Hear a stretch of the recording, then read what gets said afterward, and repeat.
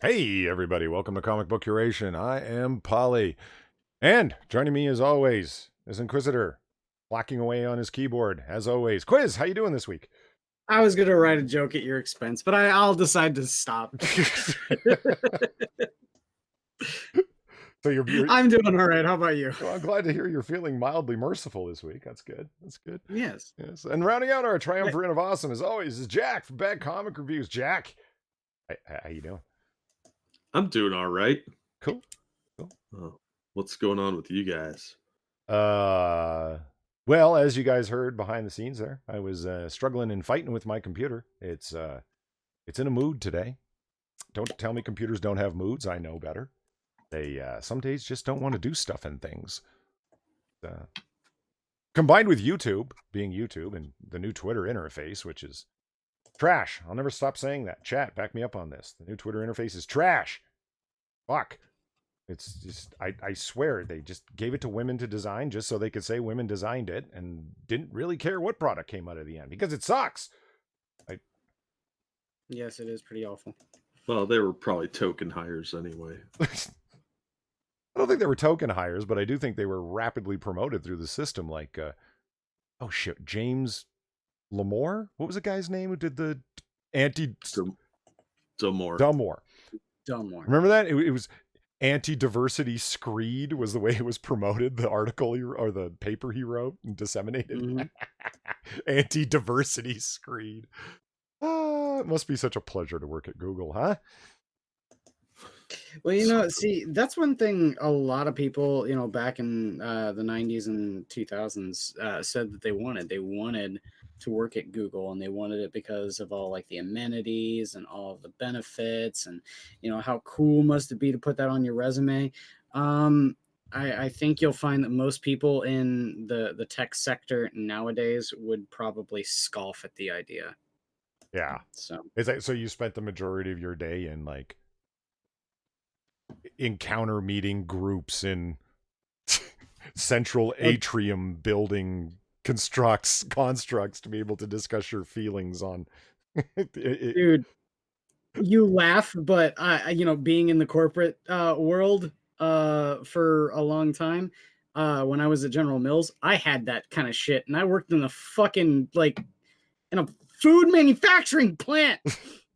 Yeah, I mean, that's why I'm struggling with the wording because I've never been in a corporate environment. Like I've been in a couple of different business environments where there was office politics, but never the retarded crap that I, one, read about online, or two, gets promoted through academia as let's do case studies on how these different corporations run feeling encounter groups where they get together every Thursday to discuss interpersonal conflicts and come up with non-hostile resolution schemes. And it's like, Jesus Christ, you can't be serious. Feeling encounter groups. Yeah. Oh my God. That's what they actually call them, encounter groups. Yeah. I gotta encounter my feelings. Well, they so rarely happen. They just kind of sneak up on me. Well, remember when we did the review of Spider-Man, Amazing Spider-Man 26-27, that was the scheme that Lady Electro had come up with for their evil villains lair, that they had a... They had planned out the heist to break Electro out of jail, or Female Beetle rather. They planned out the heist in their central fern-filled atrium. That's where I was getting that joke from. Their meditation atrium. That's where they planned the heist. Classic. And it's so like now that we've pivoted over to comics here, through my oh so subtle segue there. It's been a rough week, man, for comics. Like putting the stories together, I'm not gonna lie, like the tabs, I mean, the stuff we're gonna talk about, it was just depressing and then angering. Like, fuck. The Watchmen thing. Like, Jack, you say you've only seen a couple of minutes of Watchmen and then tuned out. I watched the whole first episode of Watchmen. Quiz didn't watch it at all. But you guys have all read the graphic novel Watchmen, right? Of course. I am sick of reading articles where people start out by lauding Watchmen. Oh, the groundbreaking blah, blah, blah, blah, blah of Alan Moore's brilliant blah, blah, blah. although it wasn't very diverse. But that's all been fixed now, where Man, it had a blue man. actually, They don't even exist. Oh, They no, couldn't be that more guy was wearing diverse. blue face because he was a white dude at first. it's funny you say that. That very line that you said unironically is brought up in one of the stories we have for today. Really? Mhm. Well, after a while, you could just kind of guess what their nonsense is going to be. Yeah, that's the clown world meme, right? All you gotta do is come up with the Yeah. most ridiculous thing, and no, it's real, but unironic. Well, how prophetic have we been on this show? Talking about the Gwen Stacy universe. Yeah, Gwen Goblin, man. Only for it to actually be a thing. Yeah, exactly. That's because we're pretty awesome. Yeah, Yes. that's got nothing to do with clown world. That's just because we're awesome. Why is your on-screen chat broken? You're right, it is. Good goddamn question, Meta. You know what? Just go with it, because if that's the only problem we encounter tonight, I think we're doing okay. Right? Polly, you just need to, turn that gun that you've got sitting on the bench over there, that I'm assuming, and just fucking kill the gremlin already. Seriously. This gun? Yes. Kill the gremlin. Well, who is it that said it in chat earlier? They're like, don't bruise the potato. I'm like, yeah, I know, right? Don't turn your anger on the potato. You need it. Yeah, you're not wrong. Okay, reloading chat. Let's see if that fixes the problem. I was saying that you were bare knuckle boxing your computer, and someone said later on that it's like, are you turning your computer into mashed potatoes? I was about to, when we went live, I was typing out, "No, Polly needs to work on his upper body strength."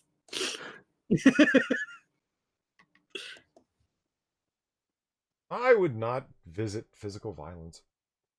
Guys, you're crazy. Yet. Oh, well. Yet. Give it time. Yeah, exactly. Clickety clack sounds like a PPK. Oh, man, I wish I had a PPK. They're so cool. Oh, yeah, Walther Oh, I PPK used to have one. great. Did you? Yeah. Was it cool? Yeah, it was. It was really awesome. It was so compact and tiny. Yeah, man, but heft, right? Like, I've shot them, and I'm like, I love how small yet like serious weight in the hand it has, right? Yeah, it feels like a real gun, but it's so small it'll fit in your pocket or in your high school backpack, whichever you prefer. Like, I mean, like a Walther PPK. What caliber bullet does that shoot? a number of different ones, actually. The most common one now Really? is 380 ACP, because it's the 8? basically the biggest, well, the highest pressure cartridge that you can put in it because of its small frame design, right? The like Bond's one, for example, the most famous PPK I would imagine of them all, James Bond's gun, is actually a 32 ACP. I don't know if you remember Dr. No, in the beginning scene, it's actually pretty funny. Bond walks into M's office and they're having this conversation, and they bring up his Beretta, and they're like, "Are you still carrying that Beretta?" And he's like, "Well, yes, sir. I trust in it." And he's like, "Oh, Bond, really? A 25?" And then he says this inexplicable line. He goes like, "Oh, here's the Walther PPK. The American CIA swears by them, and it hits with the impact of a brick against a plate glass window." Whatever the hell that means. Yeah, right. Sweet bullets that go through glass. And Bond's like, "Yeah, I guess." And he gives it like a dirty look and puts it in his little shoulder holster, right?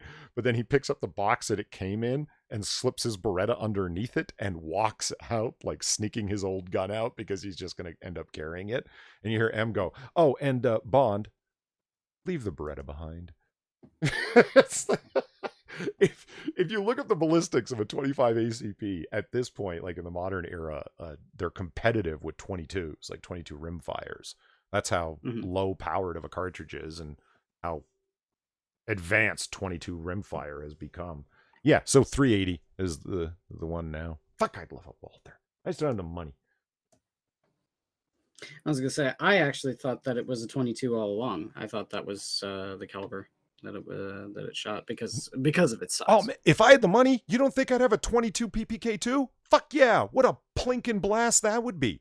Shooting soda cans and bottles and paper targets and shit out in the field with that thing. Oh man! And you could shoot all afternoon for $10. What? Yeah, right. I'd be all over Still it. have ammo left at the end. Yeah, I'd be all over a 22 PPK, man. That'd be awesome. Okay, comics, right? We're talking about comics. Okay. Yes.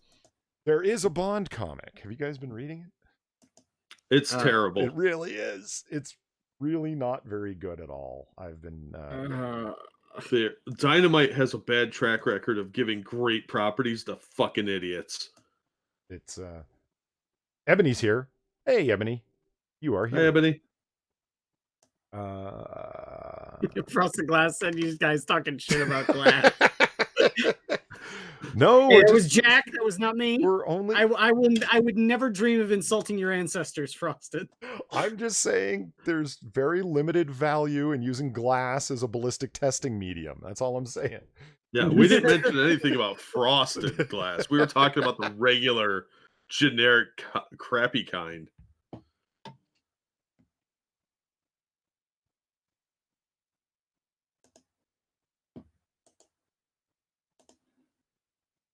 Oh, did we lose Polly? I don't know. It's quiet. Oh no. Scared. Polly.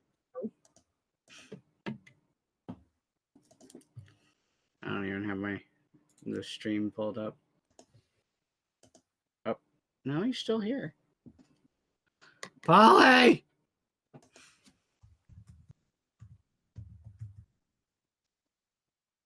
He's probably trying to fix his headset. Oh no. No. Anyway, so have you had? I didn't even know that Bond had a comic. What exactly does that mean? Like, have they done comics before? Yeah, Dynamite's had the license for a few years now, and they did like this one that was all about like the effects on the body. Which the concept sounds cool, like what happens when Bond is doing something, what muscles are being strained, that sort of thing. It was terrible. Hello. I haven't read any good Bond comics from Dynamite. They're all this like meandering foo-foo nonsense where Bond is like this total beta. Is he back? I have returned. Okay. Awesome. I'm not sure if the chat could hear us at all, but we were trying to keep it going. It's quiet. Too quiet. Yeah, I think. Wait a minute. That should have just cut my mic, which I did accidentally trying to fix the frozen captured chat in the stream. Oh. Yeah, it was called Origins. That's what it was. Well, they had one called Origins, but they've had a few series of Bond, and most of them have been really, really disappointing. That is rather disappointing. I mean, Bond is. Yeah, how do you screw that up? It's an action book. You come up with some cool gadgets and blow crap up, and go da-na-na-na. I don't see how that's difficult. Well, it's great because like the major thing that I remember, number one, it was a pretty apropos assessment in Flashpoint Paradox when Barry first encounters Thomas Wayne Batman. He's saying things like, Bruce, what happened to you? You were the James Bond of superheroes. And so it's like, yeah, Batman is kind of the James Bond of superheroes. Yeah, he's got cool gadgets and goes around fighting crime. And, bedding women and all sorts of shit. Bedding women. Yes. I haven't heard that phrasing in a while. Yeah, he bet her down, all right. Yes. Not in the Matt Lauer way, but in the consensual way. You leave modern day politics out of it. I thought it was a funny joke. It was inappropriate, Jack, and you know it. I have no idea who probably. Matt Lauer is. But like, if you have a property like that, give it to someone with talent. Like, hire Dan Abnett for it or something. That guy can always use some more books. Well, Jack and I suck Dan Abnett's dick quite a bit. Dude is a really good author, all right? He is. Yeah, don't let us sitting there just keeping on bringing him up Yep. like every stream. He is a shining star in the turd pile. He Because is. there's He so really much is. crap out there. Like, any book that goes to Megs Visaggio or Teenie Howard should be given to Dan Abnett instead. Yes. Because even if he was sleep typing and the words didn't cohere to make a lot of sense, it would still be a better book and less wordy. Yeah. Yeah, you ain't wrong. I mean, there's a reason why he has written some of the most successful Black Library books for Games Workshop. He wrote the series that Games Workshop wants to turn into a fucking TV show. My God. So, what? Nothing. I was just dramatic off of your. No. Yeah, Yes. What is going on with your browser, dude? I'm currently reloading chat from scratch. I can see that. Looks like there's a sheet of paper. Is that your camera? Sheet of paper. That's what it looks like in the chat box. Oh, I see what you're saying. Don't worry, you'll see what happens. See, you're not supposed to see this stuff happen on a live stream.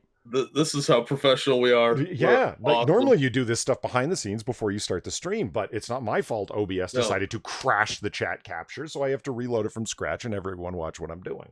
No, we refuse to hide things from our audience. That's right. That's how this works. You know, we keep shit real here. You understand? Yeah. 100% transparency. It's not because we're having technical difficulties and don't really know how to do it any other way, but this is nope. Please don't leave. We like to be upfront with our audience. Hey, I am. Yeah, we're streaming from Peter Parker's apartment while he's at work, but that's neither here nor there. and before Bobby Drake brings over his boyfriend and that didn't exist then. Oh. There, look at that, fixed. Aha. Well, chat will let me know if it actually is fixed. Okay, you know one thing we skipped over, and I want to talk about it because it's Halloween-esque, and it is the season. Sure. For such things. So it is the spooky month. Chat capture failed. Let's see. Article capture failed. Haha, it didn't. Kind of, sort of not. Esque. It kind of didn't. Hold on. That's weird.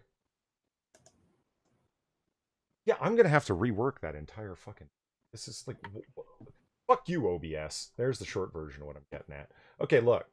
Here's the whatchamacallit for today. Yeah, thumbnail.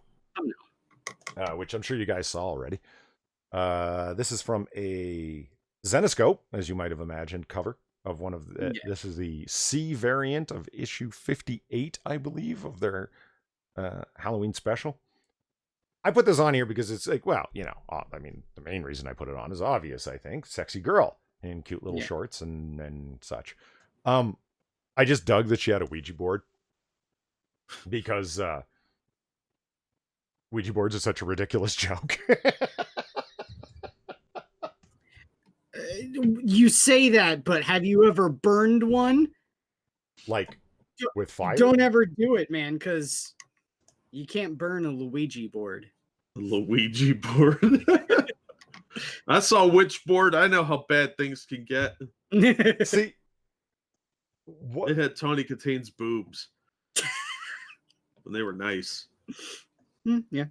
What I love about this is that the only people that I ever have known that fucked with Ouija boards were all like, this girl basically. You know, she's got her little magic wand here and her book of bullshit rune magic. And she's got her Parker Brothers Ouija board out in front of her. It's made by a games company, guys. Yes. The same people, like, isn't that Monopoly? It's Parker Brothers. They're all owned by Hasbro, so it doesn't matter. Now they are. Okay, so yeah, it's made by Hasbro. How about that? The same people that make like Teenage Mutant Ninja Turtle toys and shit. Like it's. I see the connection. The turtles were summoned through the Ouija board. And My Little Pony.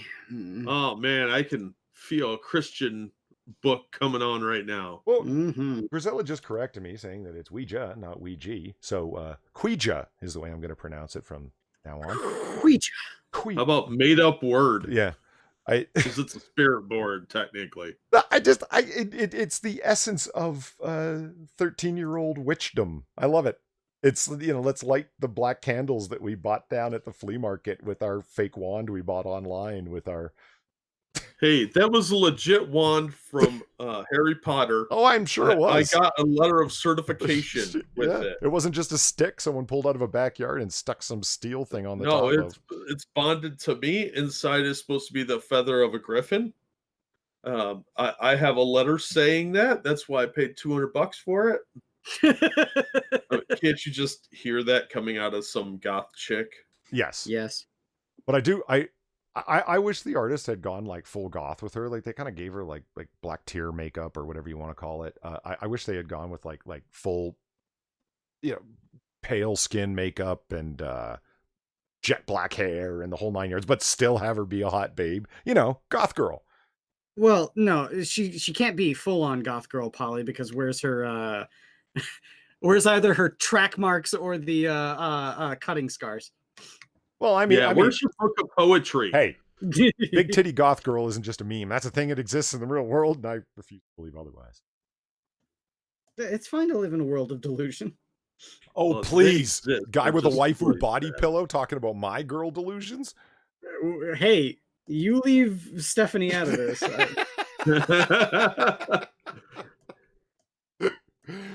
So anyway, that was my run into Halloweenism.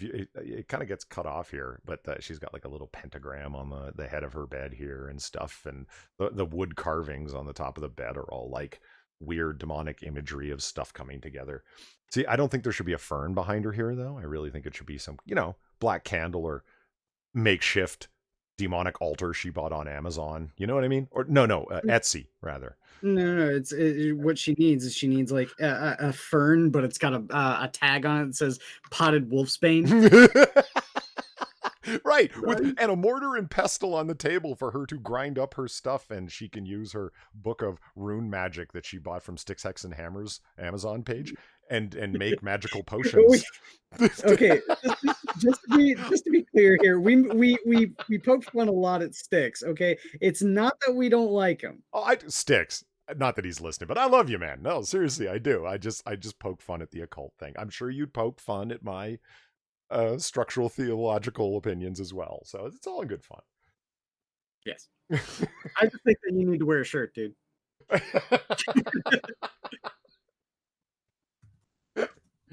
In any case, that's all right. Enough making fun of the. How did Griselle say? Ouija boards. Remember, buy officially licensed merch. I seriously, I'm shocked that like Hasbro hasn't come forward to partner with Nintendo to make a Luigi board. I mean, they already, like, Luigi's Mansion is like a fucking horror game with like ghosts and shit. It's perfect. Well, you better write them an email, dude. Give them the idea. Well, no, I want the idea, and I want a cut of the profits. Damn it! Yeah, that's not how licensing works.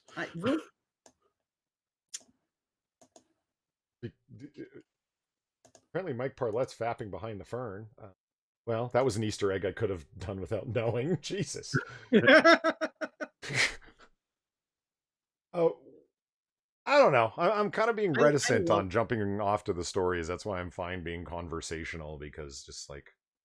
I love how FAP has become like, something in the common parlance, because that was like a joke, like onomatopoeia from an adult themed web comic from like 1998. Well, the etymology of words is a very complex thing, and sometimes it involves porn. Yeah. BG said something interesting. Ouija boards were designed to get in touch with your subconscious. contacting the dead was way after.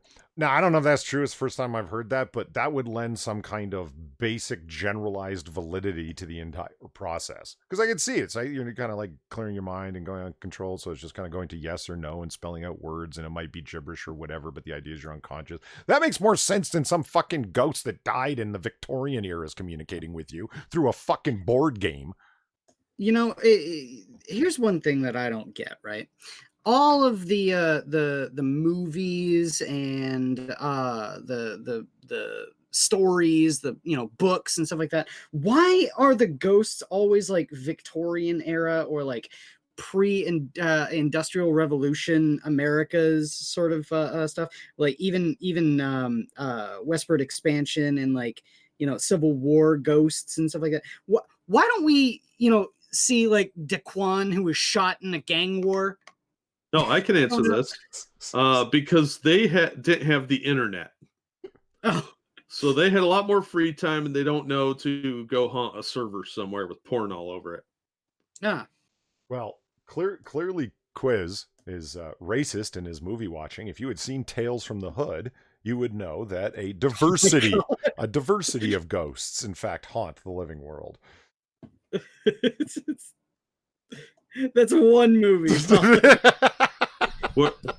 Leprechaun in the Hood was a classic. Oh yeah. Oh no. I have 2 copies of that purely by accident, but that's either here nor there. Ebony Williams asked Karen from Lord of the Night, do y'all like candy corn? Yes, I do. I don't understand the hate for it. Yeah, Ebony asked that when I was kind of like, I was trying to looking for stories and setting up all the tabs and stuff for the stream. I was listening in to Lords of the Night, and she asked me that in chat. And yeah, I told her there. It's been so long since I've had candy corn, I might as well say I've never had it. It's like, do I like it? Maybe. But I was a kid. Maybe I just like sugar. I don't know. I'm undecided about candy corn. I could take it or leave it. Doesn't matter to me. There's so many people that just actively despise it. I don't get it. I think they had too much of it as kids. I mean, it used to be way more common to get it. So, because it was cheap and you could fill a big bowl and give it to kids. And it was just like pure sugar. Right. Yeah. Really quick, over on the Streamlabs, Duck Dog says, if at first you don't succeed, get a bigger hammer. Yes.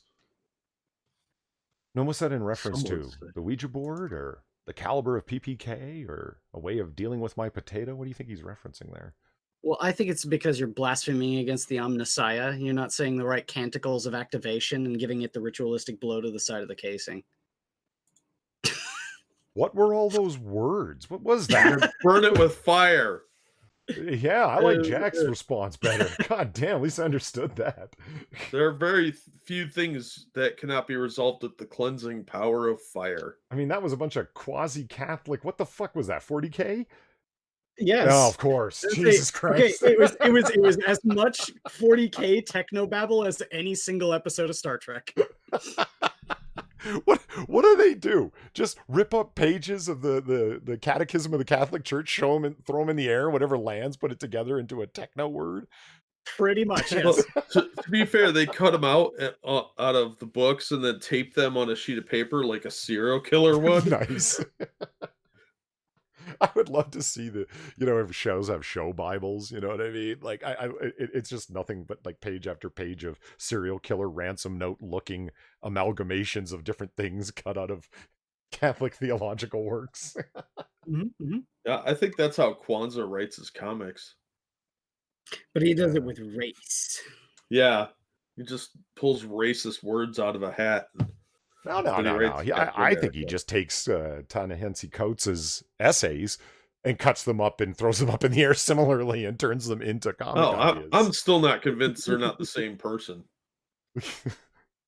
What? They certainly act like it. Yeah, they act like the same like person. Ta-Nehisi Coates' cat's identity? Yes. It might be. I'm not sure. I haven't determined who's who. So we're all living in a delusion. We are all some elaborate fantasy cooked up by Gail Simone. Oh, that's horrifying, isn't it? Well, gentlemen? Do you think her hover you? round cries at night? For what? Her hover round, the little rascal thing she Oh, drives? Rascal for overweight people. Those little buggies are called hover rounds? That's a Yes. brand, Oh. like Rascal and, the little scooter. Was it I you that think was it showing me mean the super pimped out one that you could buy on Amazon? Yeah. Jesus Christ. Thing was awesome! It was, like I don't have the words for it. Like, what's a word for something that's awesome but extremely useless, therefore basic dignity would stop you from procuring it? Uh, guilty pleasure, Yeah, that would get there, I guess. I guess. I don't know. There's gotta be a line, like, society says you shouldn't own this because come on, dude. And I just put Uh, into chat my Streamlabs, otherwise known as the donation to stop Polly from having a heart attack by purchasing a computer that won't give his blood pressure such a rise. I've So been throwing the I've links in occasionally. Oh, have you? I've got to ask. I've got to ask Jack. The pimped out hover round. Was it pimped out by Ice Cube? No, shockingly, but it was like $4,000, and it was pretty sweet. I might still have that link saved. Let me look. Well, if it's not pimped out by Ice Cube, I don't want it. Well, you can't get everything you want. But if you try sometimes, you get what you need. That's true. That was beneath you. I know it was. You will hang your head in shame, sir. Okay, so you guys know Rosario Dawson, right? Yeah. I guess. Not personally, but yeah, I know of her. She was Gale in Sin City 1 and 2.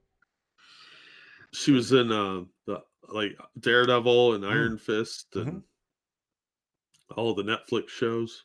I'm sure she's probably generic pretty girl. She was in Clerks 2. Hmm. Oh, really? Who was she in Clerks 2? The manager lady that Oh, was okay, bringing. yeah, she's pretty hot. Okay. Oh yeah, cool.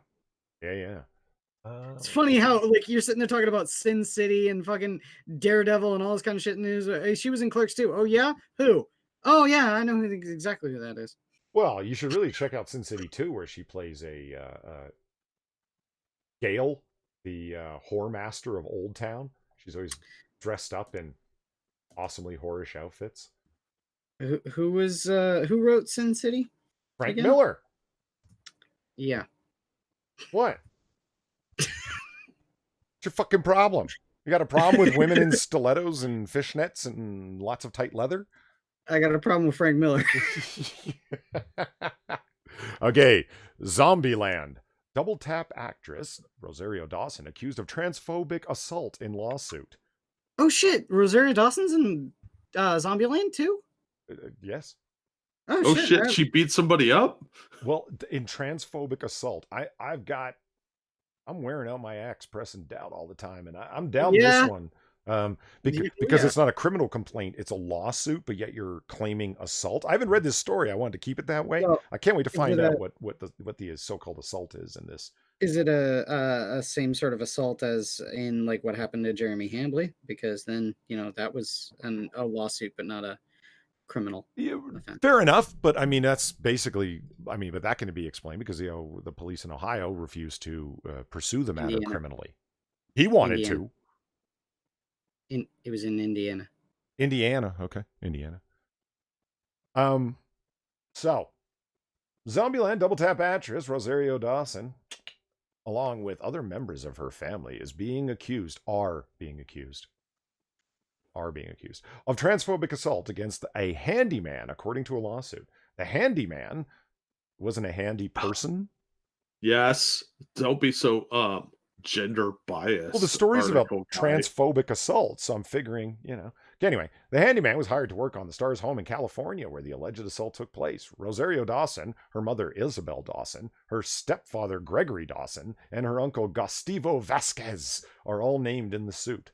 According to NBC News, Derek Findley moved from New York to Los Angeles in December 2017 to work as a handyman for the Dawson family to, quote, renovate and remodel Rosario's personal residence. After moving into a North Hollywood home rented by the Dawson family, Finley would come out as transgender and inform the family they wanted to be called Derek and use he/him pronouns. Then why did you say they? Why didn't you say he wanted to be called Derek? Anyway. Because he identifies as a they, you bigot. So He identifies as multiple people, all right? okay, you know what? There's a line that's worth drawing just on reasonable expectation grounds. I'm identifying as a male, but I want to be used they, them pronouns. Nah. Come on. You know what I mean? I don't know. I don't I want think my it's channel perfectly getting reasonable, struck. Polly. You need to do what they say. See what I did there? Well, that's honestly what it comes down to. Finley's Mhm. lawsuit claims the family misgendered him multiple times each day Oh, get fucked. with deliberate indifference as to the appropriate way to address Mr. Finley. The suit also. No. You want to know indifference? Like right here, me. This is indifference. Go fuck yourself, dude. I don't care about your fucking bullshit anymore. If you're still Wait, gonna soon. is this person saying that they were assaulted through misgendering? Yeah, That's a good point. well, I don't know. Maybe. Let's read on. There are Very well. multiple misgenderings. The suit also claims that Rosario Dawson acted with deliberate indifference and did nothing to correct the situation. The suit claims that Rosario Dawson referred to Finley as, quote, a grown woman. In February 2018, Finley How was dare she? In 2018, Finley was ordered to move out of the home that was being rented by the Dawson family, but refused to do so. NBC News reports that Finley did not move out of the home because there was no legal grounds for his eviction. Then, on April 28, 2018, Finley claims the family assaulted him. Okay, here we go. Shit's getting hot. Yeah. The claim states that Rosario Dawson's mother dragged him through the first floor window by his arm before attacking him. Specifically, quote, once Mr. Finley was lying helpless on the ground outside, Isabel, who is substantially larger than Mr. Finley, got on top of Mr. Finley's body and began punching him. Oh, shit. Fat shaming. It continues. While beating Mr. Finley, Isabel screamed, "You're not so much of a man now," which was Jesus Christ. Whoo. Okay. You're not so much of a man now, which was a clear and denigrating. Wow, I almost really badly missaid that. Denigrating reference to Mr. Finley's gender identity. Finley also claims that Rosario Dawson participated in the assault. She allegedly sat on top of Finley and was on that's top? what it says. Oh God. And was, quote, actively restraining him while he was on the ground to ensure that her mother could continue battering him. A temporary restraining order was granted to Mr. Finley against Isabel Dawson a day after the alleged attack occurred, according to the lawsuit. Finley's lawyer, Tasha Alyssa Hill, explained that they had no choice but to sue Dawson and her family.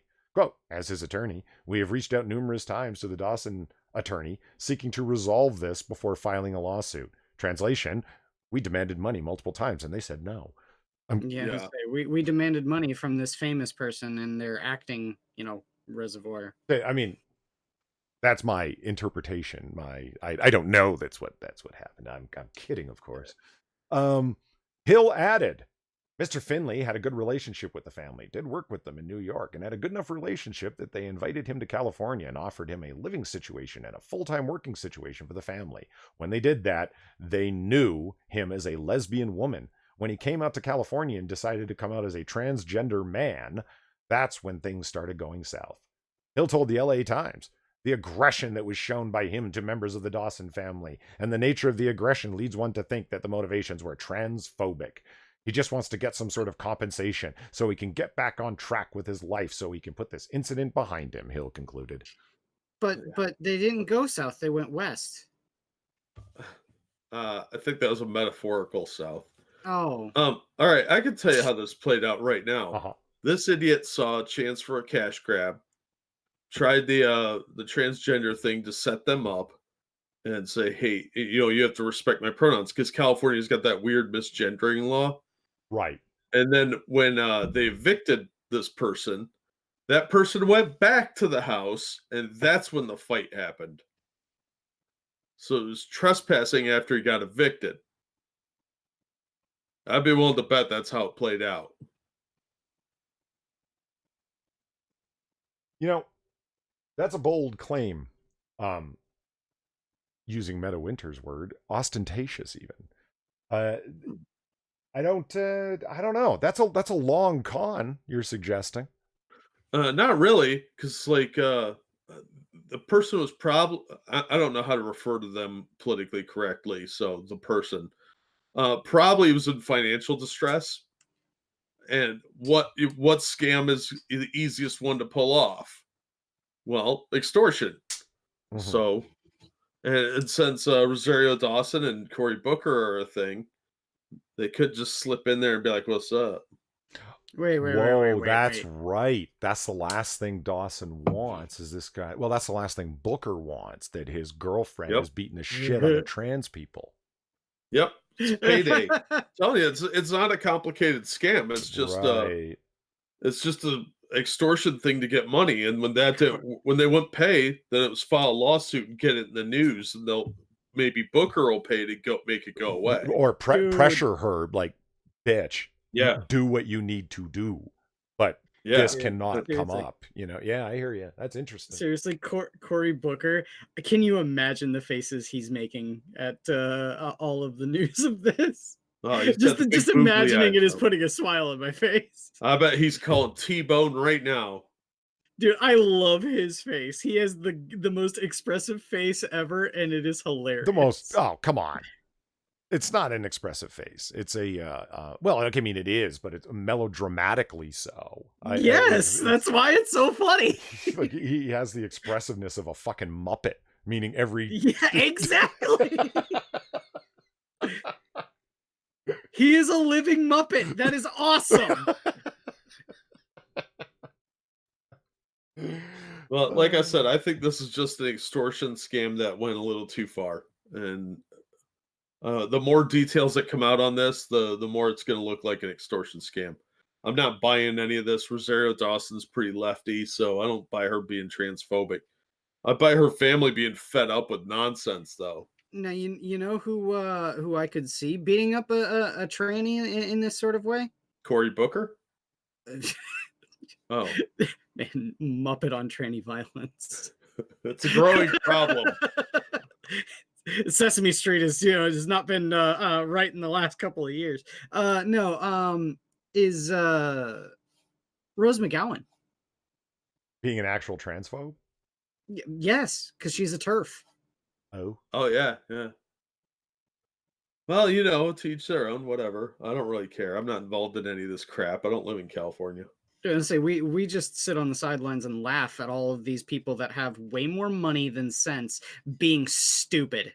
Yeah. That is exactly what I think of every single time I hear, "Oh man, did you hear what happened to this, rich person in California?" I don't give a fuck what happened to them. They could literally be roasting each other on spits in California. I don't care. Well, being that Rosario Dawson is pretty wealthy, I would think she's got a surveillance system that probably captured all of this. Yeah, one would So, think that's a good fucking point. But I think that those tapes were, or those hard drives were recorded over in due process. Something tells me that during the discovery phase of this proceeding, they're going to, oh, I'm sorry, we don't have those. James or is it James? Is James Colley? Fatty 057 asked, "What's a TERF?" Trans exclusionary radical feminist. That's Mike Parlett. Or Mike Parlett. Yeah. That's it. Yeah, they're the yeah. Okay, one last thing I want to say about that story. It struck me while reading it. It's like, so wait a minute, let me see if I get this straight. So you're a lesbian woman who's living in New York, and you have this connection association with the Dawson family.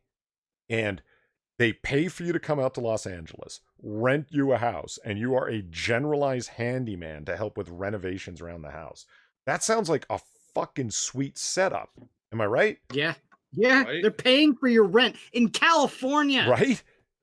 And not some shitty fucking apartment or down at a fucking motel on a monthly rate. Like, if they rented you a fucking house, even a small house in LA is going to be, damn, like, expensive. Millions of dollars. Yeah, and you, like, are you even a carpenter of any kind? Like, I don't mean like a licensed journeyman or anything like that. I just mean, like, are you even skilled, or they just know you can use a hammer. You know what I mean? Like, Yeah. Like that's what gets me is that's why I think this is a scam because most of what a handyman does is pretty basic stuff. You're not going to build a deck or anything. You say, okay, this is beyond me. We got to hire a contractor. I'll find one, get some estimates, blah blah.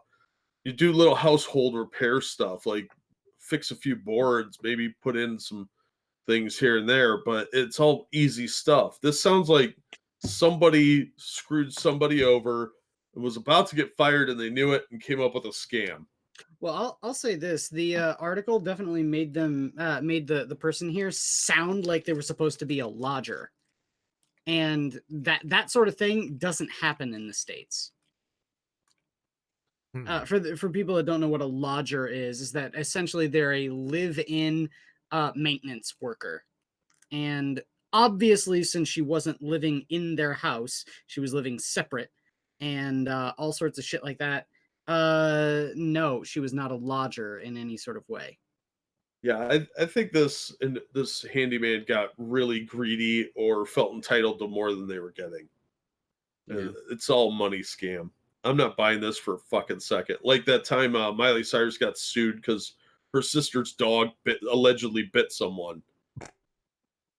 well, No, this well, is a okay. money grab. Ebony Williams says words are not assault. No, they most certainly are not. But a fat Hispanic woman sitting on your stomach and repeatedly punching you in the face is.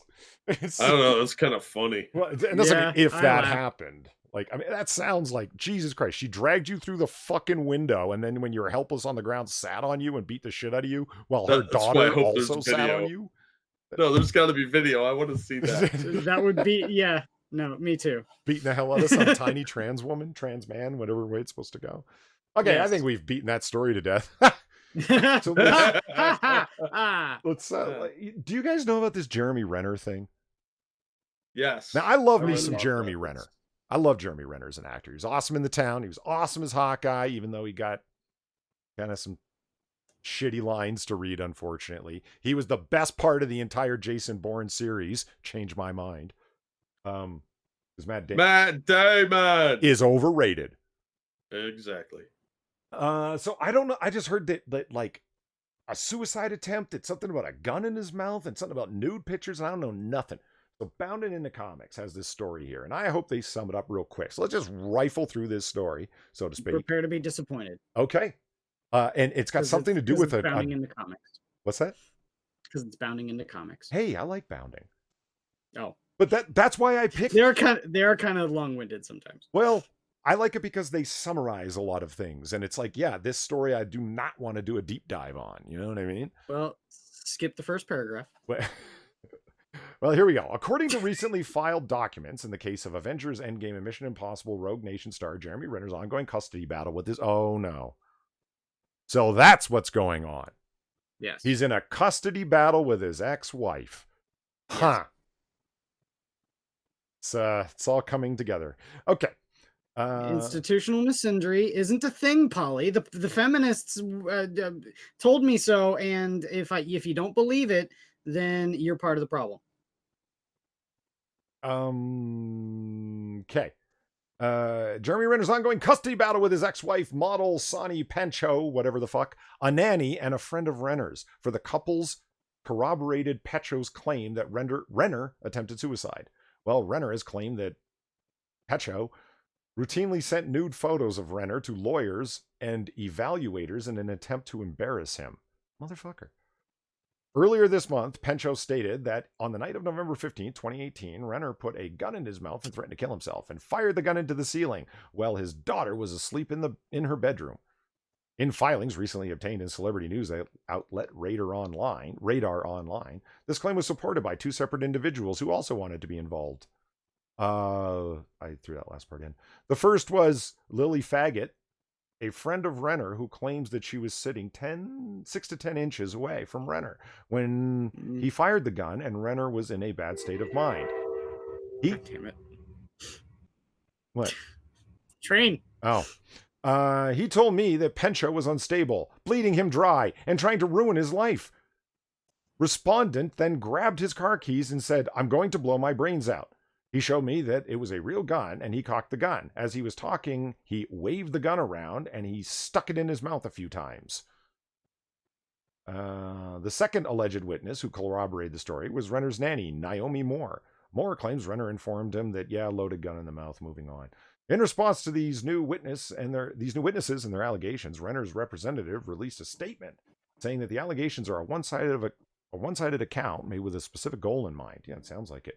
The well-being of his daughter, Ava, has always been and continues to be the primary focus for Jeremy.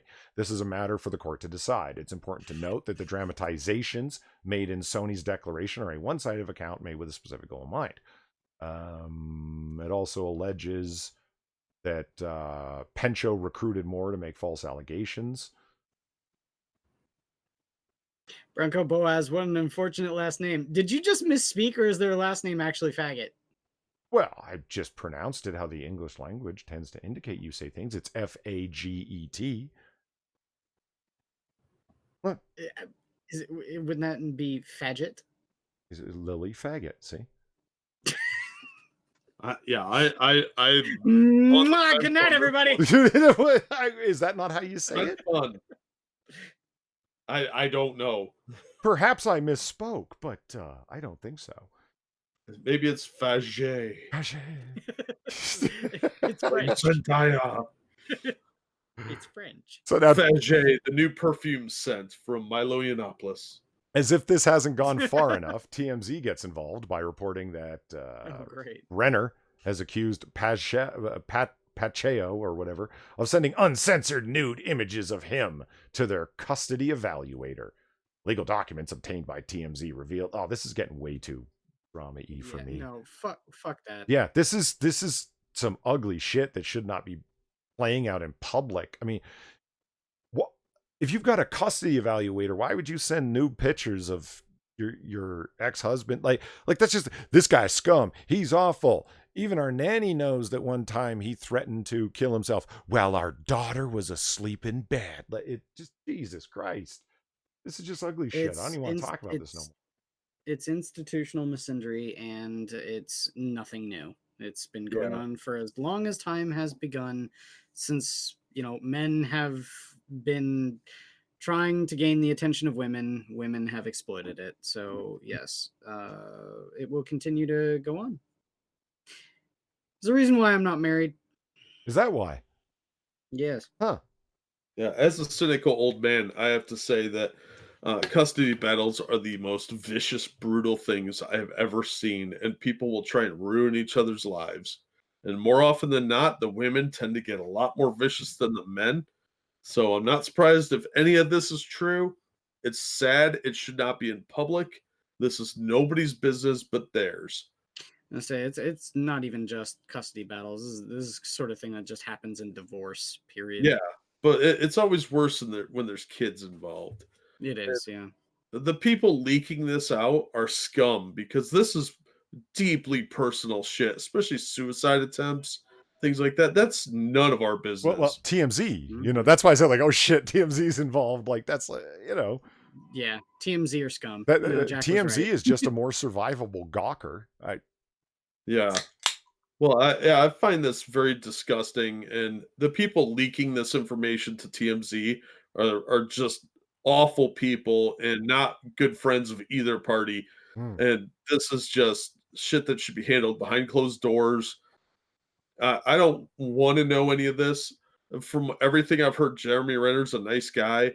I feel bad for him that this is coming out, because this is going to destroy a lot of his potential career aspects. I mean, it's so ugly that I picture this kind of conversation going on over in his ex-wife's lawyer's office, Pancho or whatever her name is, going, it's like, well, you do realize your ex-husband has a rather large public profile, and any kind of defaming things that you could say are probably going to tend to lean in your favor. Like, you know what I mean? And it's like, all right, let's make up some dirt and leak this shit, yo. Like, it's just... Oh, yeah.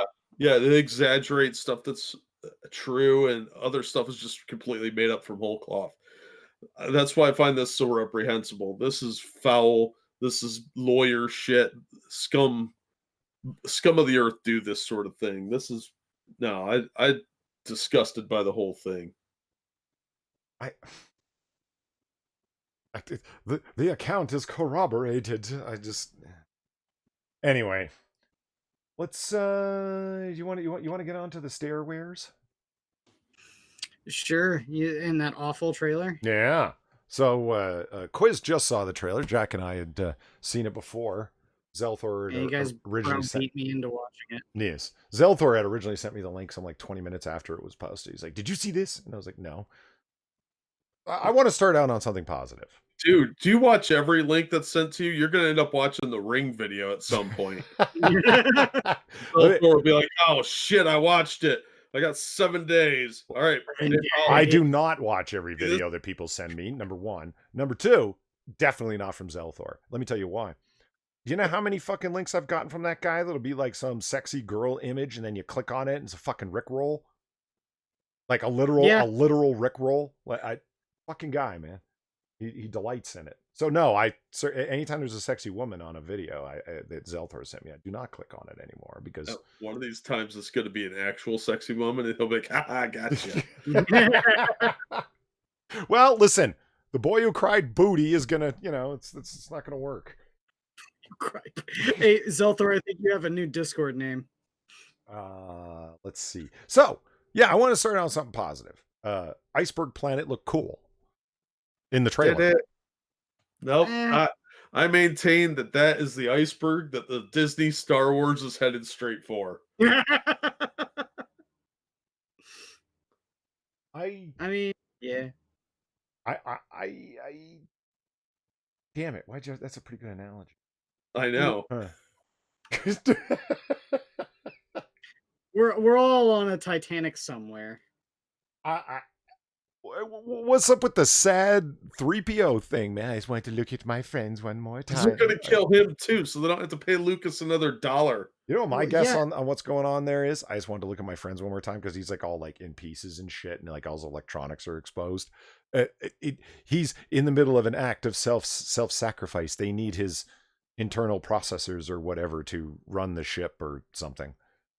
Yeah. And all I gotta say is that gremlin that was like retrofitting him behind him must have done something with his memory, because he's seeing like Luke and like Solo and like all those other people, not these people. Yeah, who was the dude off to the left dressed like a Power Ranger? Was that Poe Dameron? No, he was standing next to Poe. Poe Dameron is probably Poe's gay lover, because they were trying to make that a thing. Oh yeah, there was supposed to be a. Well, okay, were they actually though, or was that a whole bunch of shill media bullshit talk? Yeah, fans wanted it. Yeah. Well, fuck them.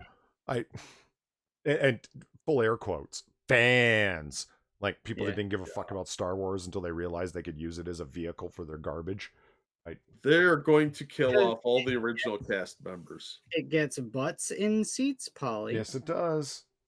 Yes, it does.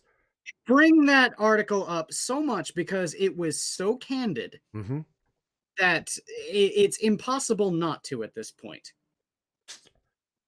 Well, before we get on to notions of force diversity or anything of the kind, let's do the stairwares thing, because we started talking about it. There's all sorts of and Kelly Marie Tran got fat. Oh, why? yeah, we were talking about that for the show. If you guys haven't seen the trailer, Kelly Marie Tran, colloquially known on the internet as Ting Tong Wing Tong, is what? God damn it! Someone edited her Wikipedia page to that. Yeah, the Star Wars wiki, Wikipedia. Okay. Somebody went and changed her name to Ting Tong Wing Tong. Oh my god, that's wow. Horrible. That's why I said colloquially known on the internet. It wasn't me. I was quoting. I didn't make it up. Jack's like, that's horrible. I'm so shocked. I didn't think of it first. You're not wrong. We said the same thing. All of us in the from Last Jedi. It's like Kelly Marie Tran is an attractive woman. When you see her on the red carpet, you see her made up, you see her in photo shoots. She's a very pretty woman. The fuck are you doing, making her look dumpy and so ugly with the 1960s Mary Tyler Moore haircut? What the hell's going on? Well, Yeah, at least they changed her hairstyle this time. yeah, she looked terrible, man. She looked fat. They She looked just fat. CGI'd her to make her look fatter. It very well could be. I wouldn't be shocked. I wouldn't either. It's the body positivity bullshit. Yeah. I did notice the Hobbit in the background. Pippin. Is that the right guy? I don't know. He was one of those two that lived with the tree people. Yeah. It's kind of funny too because one of them, I can't remember which one. I think it's Pippin. Mary's the one with the tall, like lanky one, and Pippin's the shorter one, right? I don't know. I haven't seen those movies in a decade. It was the skinny dude that was on Lost. You know what? I'm there's really strong indications that my chat is running ridiculously far behind where it's actually at, but what are you gonna do? Delahaye says it's spelled like Bob Saget's name, then I'd say it's the same. Yeah. Bob Saget is Saget. They pronounce it Saget. You put an F at the beginning instead, it's faggot. What? Okay, we've moved on. But my chat hasn't. The more you bring that word up, the more likely you are to get buried in the search results. Yeah. So yeah, you're not wrong. It was Mary, not Pippin. Oh, whatever. It was the Hobbit guy. Yeah, Dominic Monaghan. Yeah, Monaghan. Yeah. It's funny because the dude that plays Pippin looks exactly like my brother. Oh, Swear to fucking God, he looks exactly like my brother. Okay, Your for brother's God's like sake, 4 we're going to foot? get onto this article, damn it. Well, as far as the trailer goes, What that's did I what just we're say? still talking about. Right? What? Yes, as far as the trailer goes. I was most upset by one thing. What? Space ponies. Oh yeah. Yeah. They had horses. Well, see, I can't hate on that too much because in Warhammer, there's a fast attack unit for the Imperial Guard called Rough Riders, and it's literally Imperial Guardsmen on horseback. Yeah, but that's in a totally different, universe. That's They're using laser guns. yeah, but I don't know. That was kind of there from the beginning. This is a stupid add-on from that last movie. Okay. It's gonna be terrible. Is it okay with you guys if I read this article now? Is that all right? I suppose. All right. Well, let us interrupt you one more time. No. Alleged Star Wars: The Rise of Skywalker leak details changes made in reshoots. Oh, spoiler alert. If you don't want any potential spoilers, come back in 5 minutes. Is there a lot of spoilers in this article? I don't know, but better to warn the audience now. Oh. So we don't get yelled at. Well, you got a point there. Yeah, you might want to check back in a few minutes. But I mean, seriously, is there anything that can be spoiled in Rise of Skywalker? I mean, does anyone give a fuck? I'm a huge Star Wars fan. I don't give a fuck. I don't give a shit. Whatever the big high climax shocking reveal moment is going to be in the movie, it won't be. You won't care when it happens. I already know what it's going to be.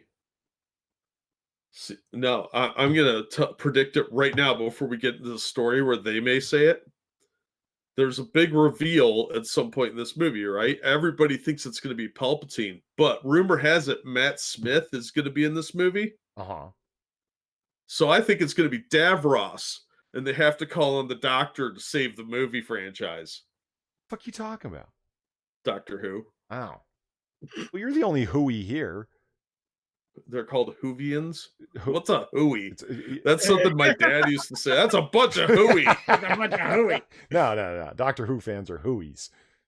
I used to watch Doctor Who. I think I only got to. I didn't really like Donna too much. I really liked Martha. So I kind of stopped after Martha wasn't the companion anymore. So I never got to watch anything with Matt Smith. So back to this Star Wars article. The leaks come from Instagram user Bespin Bulletin, based off of Reddit leaks from Jedi Paxis. Oh God, it's a virgin attack. Okay. List of reshoot changes and updated information regarding the Rise of Skywalker plot, which Jedi Paxis is reporting. Look at all them fucking hashtags. Holy shit. Like a good dozen of them there. All right. Bespin Bulletin first reports that the reported Luke and Leia training scene that was originally supposed to appear at the beginning of the movie was either cut or moved. Yeah, why wouldn't you cut great stuff like that? The beginning of the film will now take place on a planet called Exegol, and we will see a fleet of Sith Star Destroyers rise up from the ground. Yeah, we saw that in the trailer. There also reported an alleged Oracle scene with Kylo Ren has been removed. Instead, he will now come across a chest that contains an object called the Wayfinder. Kylo will also experiment with some kind of flashback where he hears voices of Luke and Han Solo before hearing Palpatine call out to him. Wah-ah-ah. They also have apparently toned down Kylo Ren's savagery when it comes to killing natives of the planet where the chest is located.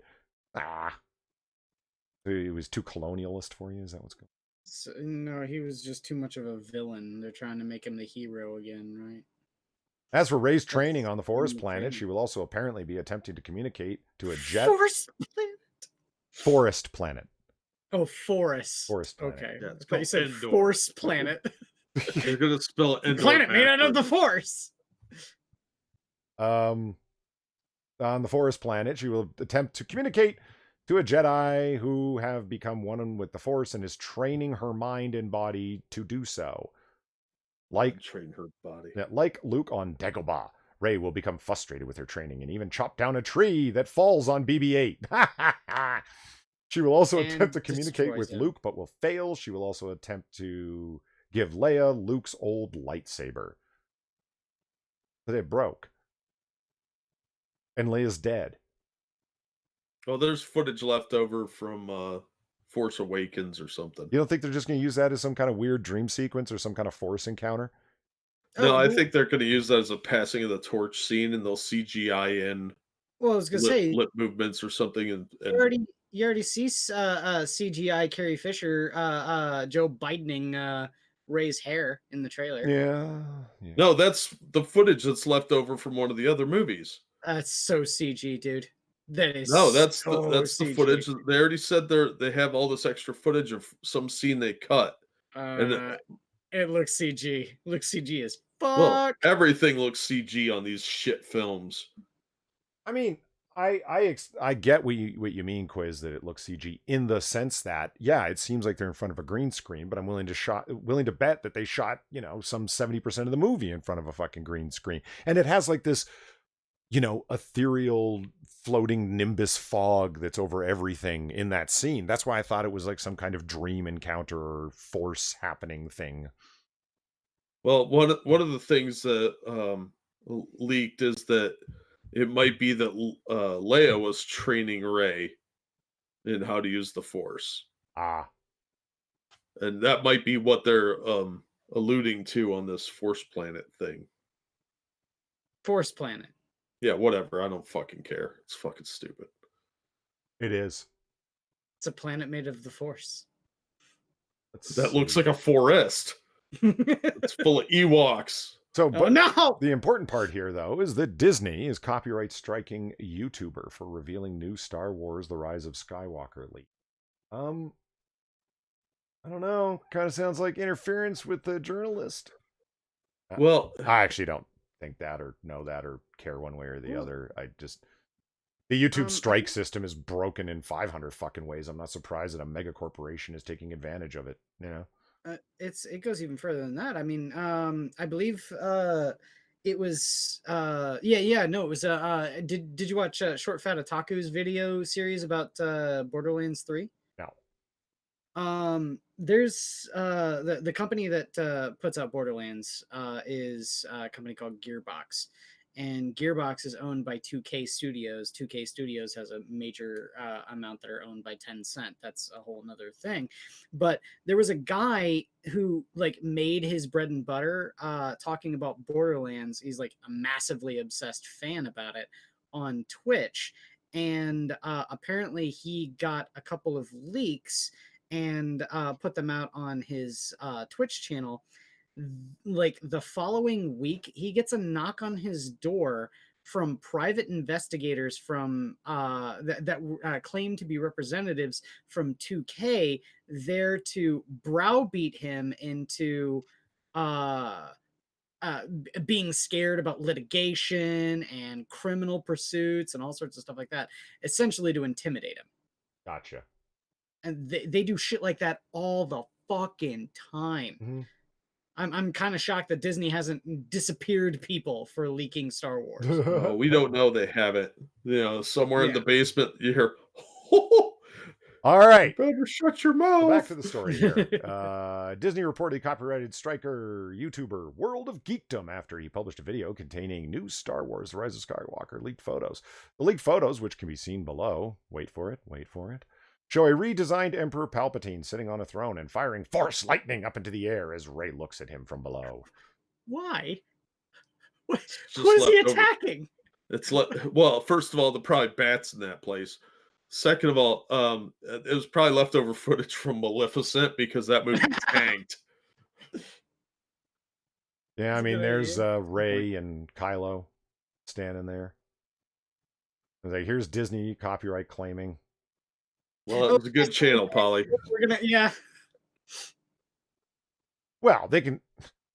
There's due to a copyright claim, your YouTube video has been blocked. This means your video can no longer be played on YouTube. Does that also result in a strike? Yes. Yeah. Yeah.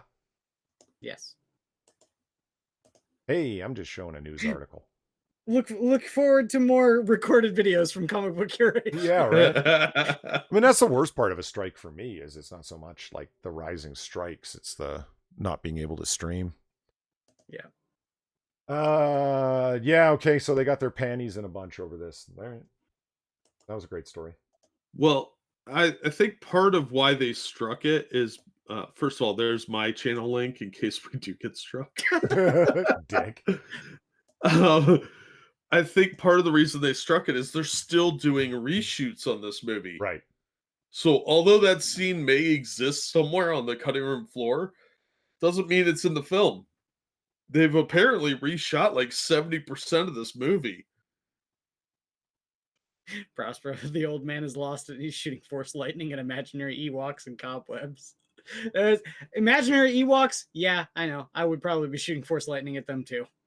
Dude, I played a Star Wars miniatures game where I swarmed Darth Vader with a bunch of Ewoks, and I won. I had one Ewok left at the end, and he killed Darth Vader. Greatest game in history. That guy won't play with me again after that. Is it Star Wars Legends? No, it was the Star Wars miniatures game Wizards of the Coast put out like 2000 and yeah. Well, okay. I think it's Star Wars Legions. Is that what it's called? No, it was before that game. Oh, okay. I had no idea that one existed. Oh yeah, it was awesome. It was like 25 millimeter figures. 25. Wow. Well, they were plastic and like cheap plastic, and it came with a fold-out map. Were they pre-painted? Oh yeah, of course. Oh, ew. All right. Fuck Or that. did WizKids put that out? Anyway, it was a long time ago. It's during the prequels.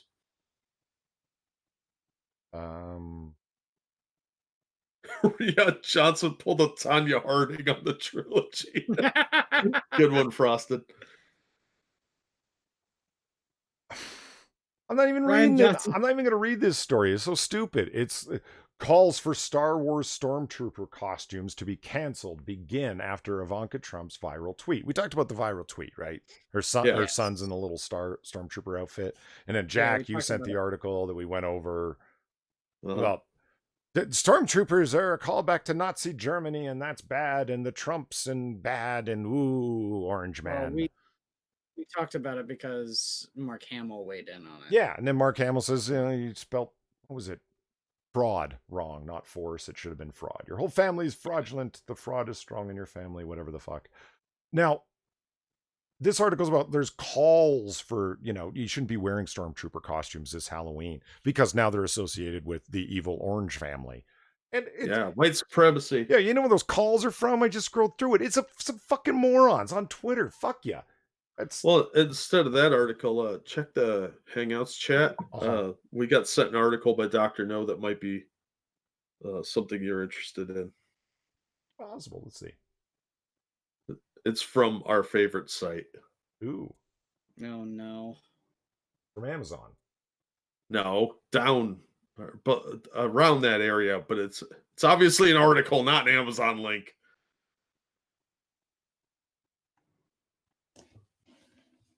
No, I didn't get it. You have to resend it. The last one there is the Amazon scooter link. Why are you sending me pictures for disabled people I was scooters? sending that to Quiz. This is the fun stuff that goes on behind the scenes, folks. It's for the pimped out hover round. So, Yeah, it's the link. do you guys agree with Scorsese saying that the MCU films have turned movie theaters into theme parks? Kind of. I experienced a phenomenon. I think it's from the first time I watched Avengers. I never had experienced it before, and now for the most part, I experience it almost every time I go to a theater where it's a universally good movie. I think the one exception might be Joker. I didn't see anyone do this in Joker, but what is up with people giving a movie a stand-up ovation? Oh, they're called morons. Fucking stop it! It's a movie, not a live performance. What are you doing? Yeah, I don't see that ever, by the way. Oh, I have experienced this. Really? Yeah, I have too. You see it more in like big city, like the slightly trashier theaters. I've seen people shout at the screen. What are you trying to say, Jack? Don't go to the ghetto. See your movies. As somebody that goes to the dollar theater, I see this sort of thing a lot. When I saw Scream 3 in the theater, there was a dude behind me yelling at Nev Campbell. And he was Don't go in there, girl. Don't go in there. And it made the movie so much better. Well, yes. Like, that was probably one of the greatest movie going experiences of my life. But no, you always see people clapping at like it's more geek culture stuff. Like Phantom Menace trailer came out and people were clapping and cheering at that. And I'm sure they all regret that. It's like the one dude that got lambasted on the internet because he cried at the first Stairwares trailer that came out for this new movie. I'm gonna take a rather bold stance here. If he got mocked online for doing something like this, I don't care. Was it Mundane Matt? No. He kind of looked like him though. No, he uploads this video of him reacting to the first new trailer for the new Stairwares, this newest one. And he's like he gets into the stuff and he's like palpitating and he's like, fucking like tearing up and then eventually cries. I'm all like, dude, number one, you could just not. It's very easy to just not. It's a bad idea. So, and there were so many who was like, "Oh man, is it reaffirm your masculinity to make fun of this guy?" I'm like, no, it reaffirms my faith in humanity that people found this guy's reaction lame, because it is. It's just weird. Like, don't film yourself crying ever. Like, if somebody films you at a funeral and you're crying there, okay, I get that. Or, somebody you love got hurt. Okay, your dog got hit by a car. You watched Old Yeller, whatever. Okay, but don't film yourself doing that. That's weird. And cheering in a theater is virtue signaling. I mean, okay, look, it's the standing ovation like at the end of a movie, and who was it? Somebody just said in chat, you didn't get a standing ovation when Steve Rogers wielded Thor's hammer. There are people that went, yes, I go to theaters all the time where people are like, fuck yeah, cool, that sort of thing. Like cheering, I guess you would call it, but like the whole idea of standing O's, no. Now that's I don't get it. It always happens at the end of the movie. Yeah, definitely not. That's I haven't seen that. Yeah, I only see it during geek culture movies. Your superhero stuff, sci-fi stuff, occasional horror movie. But yeah, you don't see normal people doing that. I find that very odd. Yeah. Okay, so over here on like this I said, article, we're going to move on to this article here now because I think we've covered that enough. And it's, according to Scarlett Johansson, Natasha Romanoff is definitely dead. Is she, though, at the Mary Sue? This is the article that Mr. No sent over through Jack. Rachel Leishman weighs in on this. I scanned through the article. God, Guys, fuck just you, Rachel. well, yeah, just trust me. There's nothing to fucking read here. It's like Scarlett Johansson says in an interview, yeah, the character is definitely dead because it was some stupid talky thing. It's like, is your character really dead, doll? I mean, oh my God, that'd be like a real shame, right? And that, like some shill entertainment journalist. And she said, no, she's definitely dead. And this is Rachel Leishman just like, well, here's 20 reasons why they should bring her back and so on. I just want to bring the article up because, you know, Scarlett Johansson's looking rather fetching in leopard print. So, well, yeah. The major thing that I've got to say about all of this is that this, like, the MCU is not your wish fulfillment, Rachel. right? Everything is Rachel Leishman's wish fulfillment. Yeah, I'm okay with this picture, and I understand why Tony Stark is smiling there. I would be too. It's fine. I just gotta say, man, with all of that kind of shit that that goes on, I just need to, you know, redirect people to the Flash Gets cartoon about that. Look, we're gonna send them to the kill yourself planet so that, you know, hopefully they won't come back. Ryan Walters, right? Drunken uncle. Is she though? Yeah, exactly. Like, I mean, this is seriously just some random guessing. Falsetto. Yeah, I can't hit those pitches. We're gonna come back to this article in a second because, like, you know, the theme park thing sort of got off that into the standing ovations off of whatever. Well, Godfather director Francis Ford Coppola in the MCU. It's despicable, and he's talking about, and he's referring to the fanfare around them that they don't count as cinema. And it's like, look, you got two guys like Scorsese and Coppola. You don't need to agree with them for them to voice their opinion. They don't make movies that are giant $250 million, $300 million extravaganzas that are all CGI and need to appeal to a certain segment of the Chinese market to make their money back. And literally do have theme parks associated with them. I'm not trying to defend what they're saying or even agree with it. I'm just saying, why is it so shocking that these two cinema guys 2 out of 4 are not into those kind of movies and think that it's really turning cinema into something that's not nearly as artistic? I don't find it surprising that they would think that. Big fucking deal. 2 out of 4, you know. Francis Ford Coppola doesn't have a leg to stand on after Dracula. Don't get me wrong, Dracula was a great movie. I absolutely love Bram Stoker's Dracula. But if you don't think that movie is full of just gratuity, like it's 90% gratuity, then you're fucking stupid. Listen to me. Hey, listen to me. Banging a chick on a grave. What more do you want? That was well. See that? Okay, that was weird. I haven't seen that since Meridian. That movie's good and stupid at the same time because I just can't take Keanu Reeves seriously in that role. I just can't. His British accent is beyond awful.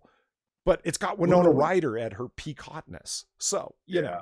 And you do get to see her. Gary Oldman is fucking awesome as Dracula. Yeah. And you get to see Winona Ryder in a skin-tight, silky thing running in the rain. But not naked. No. Literally every other woman in that movie is naked except for Winona Ryder. Yeah, but you can only be so disappointed because she's never gone naked, you know? Well, she probably had to shoplift that dress anyway. No, I understand what these guys are saying, but they make art films, and they're talking about popular entertainment, which is not the same as art. Yeah. This is stuff for the masses. They make movies that are for people that want some sort of culture in their cinema. And it smacks of jealousy the way he said it. It sounded petty. Okay, here's a great I do hear you there. The way that it came across, and then especially when it's clipped, and I'm not taking out of context. The context they're portraying it is popular, but when you boil it down to just the one or two middle sentences, oh man, it amplifies the condescension even worse. So I hear you there. Yeah. I hear you there. Yeah. But Prospero makes a great fucking point. The Departed only costs $90+ million. Yeah, with all of the actors that it had in it, fucking Mark Wahlberg, Matt Damon, fucking Leonardo DiCaprio, fucking Jack Nicholson, like, in other words, people that demand big checks, right? And they were still able to do it for 90 mil. And look at the money it made, and it's one of the best crime cinema dramas of the last 20 fucking years. So Yeah, but they're making an art film. And that's the only point I'm trying to make. I'm not even agreeing with him here. It's just like, this guy's coming from such a wildly different fucking perspective. You know what I mean? It would be like a basketball guy saying that Formula One isn't a real sport. Surprise, he thinks so, Well, you know? It's not. A basketball guy. What? I don't know. I like that. The basketballists. Listen, I'm a baseball fan, and just for the record, my Nationals won last night. They're gonna. This is the year. The World Series is theirs. It's theirs. I'm calling it now. Yeah, and the Cleveland Browns will win the Super Bowl. I don't even know what that means. What, do they win a lot or not? No. See, I don't even know. I don't care. Baseball, that's where it's at. And the beloved Nationals have never won, but they will this year. This is the year. Ah. So, and the Yankees got their ass kicked out of it and didn't even get the pennant. Fuck the Yankees. Anyway, moving on. Well, the Yankees haven't been a good team in a really long time. Well, this comic book stream took an odd turn. Yeah, well. Hey, man, in the 50s, you couldn't get a comic that didn't have a baseball sort of, tie-in somewhere. Yeah, right? But back then people were literate and liked fun things. Well, Jesus. Here, let me bring it back around to comics. I have, and I was scrounging through some of my old stuff, looking for my old X-Men comics, right? And I found a series of cards that Topps made for the Marvel universe. They had was it Topps or was it? Skybox did it, but Upper Deck also made some, and Pell made some as well. Where are you guys meandering to? Essentially, there was a company that made baseball cards. Right. They got contracted to make trading cards for the Marvel comic line back when Marvel was at its peak popularity. Uh-huh. And I just found my collection of them the other day. Oh, really? Yeah. That's part of the reason that Marvel went bankrupt was they bought Skybox. So they could make more trading cards. I do remember a purchase of a card company was part of their downfall when they had to declare bankruptcy and had to sell themselves off. Yeah. Jesus. And then Disney came in. Don't go broke, small companies. Bigger companies will come in and turn you into, well, Disney or Hasbro will buy you is the short version of the story. Am I right? Yeah, and they'll let Goofy have sloppy seconds on your corpse. Yeah, and then Tencent will get involved and your films will be, well, the theme parks that Coppola and Scorsese don't like. Well, I don't know. You guys have heard me say before, and I still think that it's a valid statement. The MCU's dead. And I'm not trying to be depressing about it. It was a fantastic run. As a kid, I never thought there would be comic book movies like this and reach the level of popularity that they did. It was explosive. It was awesome. And there was 21 films that count as actual MCU. I say that the MCU ended with Infinity War, and Endgame was an epilogue, and that's it. Everything else after that is that's it. It ended with Infinity War. That was the final story with an epilogue. Note the sexism. He did not include Captain Marvel. No. And I'm hard pressed to include the fucking first Hulk film in the MCU. That's a technicality. It gets included. I like that one better than anything with Mark Ruffalo. You know where it died to me? Guardians of the Galaxy 1. That was the last good movie. Well, I mean, you can debate on which ones are quality, but I do worry about the quality of the upcoming products. Oh, I think they're going to be trash, and that's what I'm saying. Like, they're going, like, it's Miss Marvel and Captain Marvel and fucking Femme Thor and fuck this shit, all of it. Nobody wants to see any of this. They're going to go see it because of they're banking on the excitement that's been built up around the previous stack of films that had a lot of fun and quality and et cetera to them. Well, here's my theory. I'm going to throw this out now before any of these movies are out. The first few movies are going to do really well. And then it's going to slowly go down a little bit. And then when they release either the next Avengers or that all-women A-Force nonsense, it's going to fail miserably because they won't recognize the trend downward, just like they've done with Star Wars. The first couple will succeed because of the hype from Endgame. and then the people start seeing all the nonsense politics in it, and it'll slowly stagger down until like they have a big event movie and it tanks. You know what depresses me is that something really has to stumble forward and fail, and then another one stumble and fail, and then the failure has to be so public that it's beyond all dispute before a company will get off a given path. Yeah, that's if they learn. I mean, they still haven't learned from Star Wars. I mean, I expect Solo 2 Chewbacca Boogaloo to show up any day now. But that's what I'm saying. You see what I mean? There have to be multiple failures that continue on a downward trend until there is like the fourth, fifth, sixth failure in a row that is just a disaster. And then they're like, yeah, maybe we should rethink this. You mean that thing that we were thinking about like 4 years ago where you threatened to fire me for even bringing it up? That thing? You know, that's, yeah, well. I mean, they still haven't learned off Ghostbusters 2016. For God's sake. No. Well, it's even worse because like now if we're talking like scientific experiments here, we've got a control, which is literally every other movie that doesn't have any sort of political, agenda at all, right? Mm-hmm. You have Ghostbusters, where they were pushing a political agenda and accused people of racism and sexism if you didn't like it. And people didn't go see that movie. And then they did the exact opposite with the Joker, and people went to go see that movie, and it made tons of money. People don't like your message. Huh. Well, they refused to accept that. They just didn't package it right.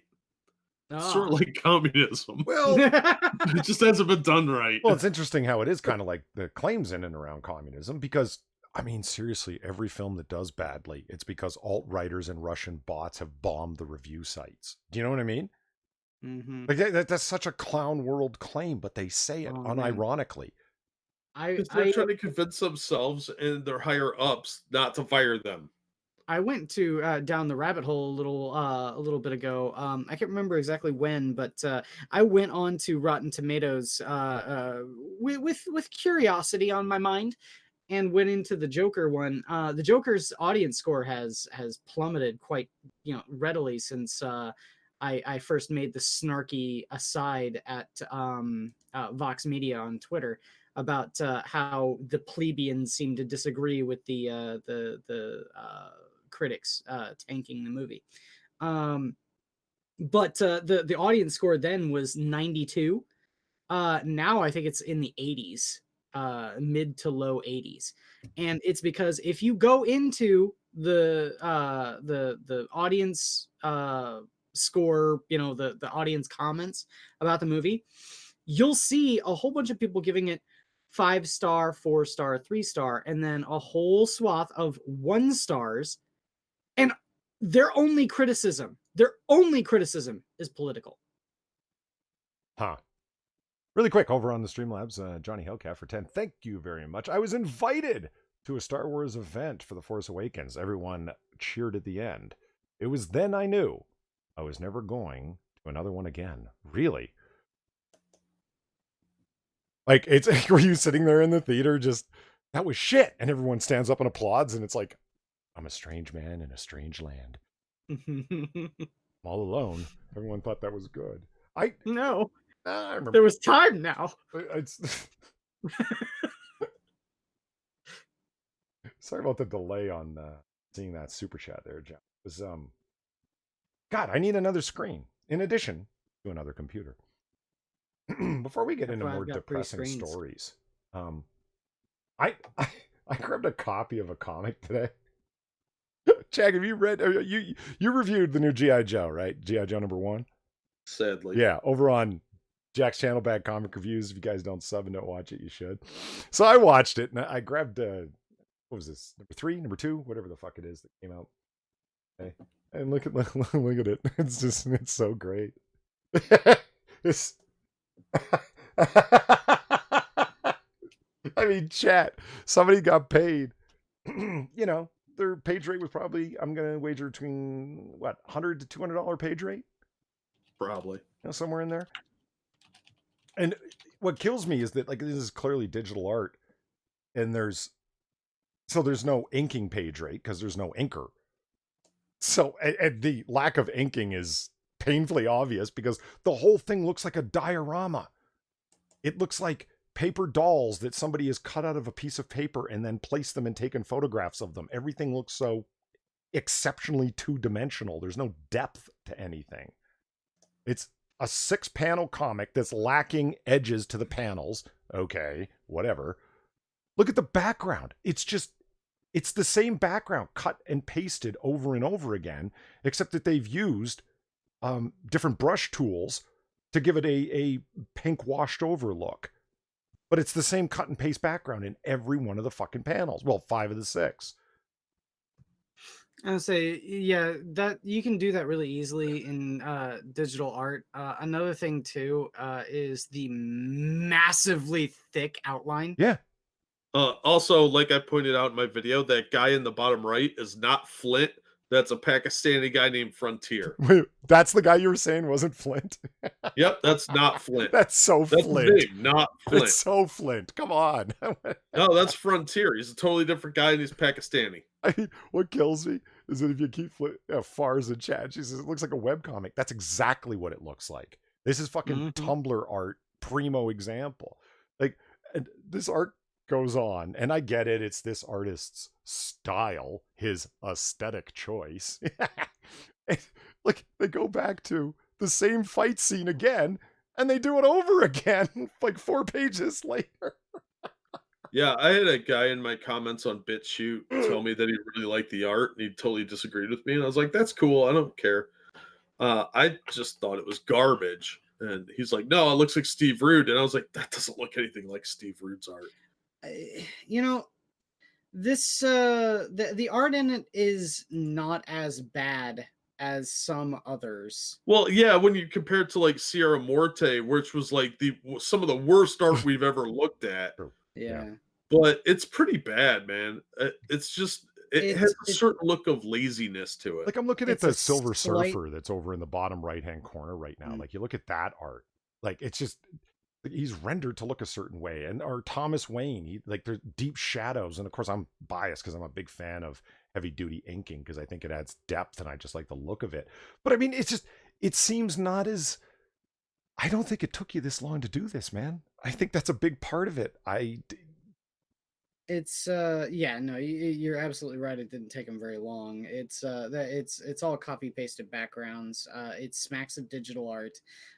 One thing that I will say is that it's a slight step above the clown vomit or pastel clown vomit color palette of Batgirl 23. Yeah, 45. Yeah.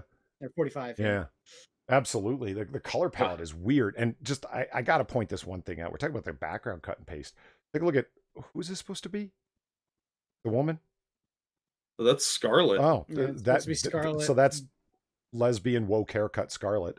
Yeah, with pink hair instead of red. Right. It's like, look, 1, 2, 3, 4. Cut and paste the same Scarlet figure into 4 fucking panels. Yep. Like, that's the kind of thing where you're an editor and you look at that and go, this isn't an aesthetic choice, man. You are not getting paid. You're getting paid like, 1/5 of your page rate for this page because you cut and pasted the background in all 6 panels and cut and pasted one of the characters 4 times. No, I'm not paying you for something that you're just replicating digitally. See, Brown Coat really sums it up for me. He said, "What style? I've seen better art in Chick Tracks." Well, the storylines are a lot like Chick Tracks, so it fits. That's, you know what? And then people, so Jack, you bring up a point. What happens if somebody actually likes this art? You know what? I'm not saying that this art doesn't work. It would work for a webcomic if you were doing a fast, published every 2 weeks, Alterna, fast published, inexpensive comic. I wouldn't have trouble with this as the art, but this is a major IP, G.I. Joe, with a huge, with a very dedicated fan base to it. You know what I mean? And this is what you're serving them. That's bullshit. This isn't the kind of art that should be going with this kind of comic. This is fast on art where it's more about the story than the art. So like web comics. You know, that Frosted puts it pretty succinctly. Do it shitty the night before it's due and call it abstract. I went to an artsy school too. Oh, it's supposed to look like that. It's my style. Yeah. Man, that was rough to look at. But what's sad is there are a couple panels that aren't bad, but it's not enough to compensate for $4. If this was $1.50, okay, I can handle some shitty art for a lower price. But no, it's just not good. It's just not professional level. Not for GI Joe.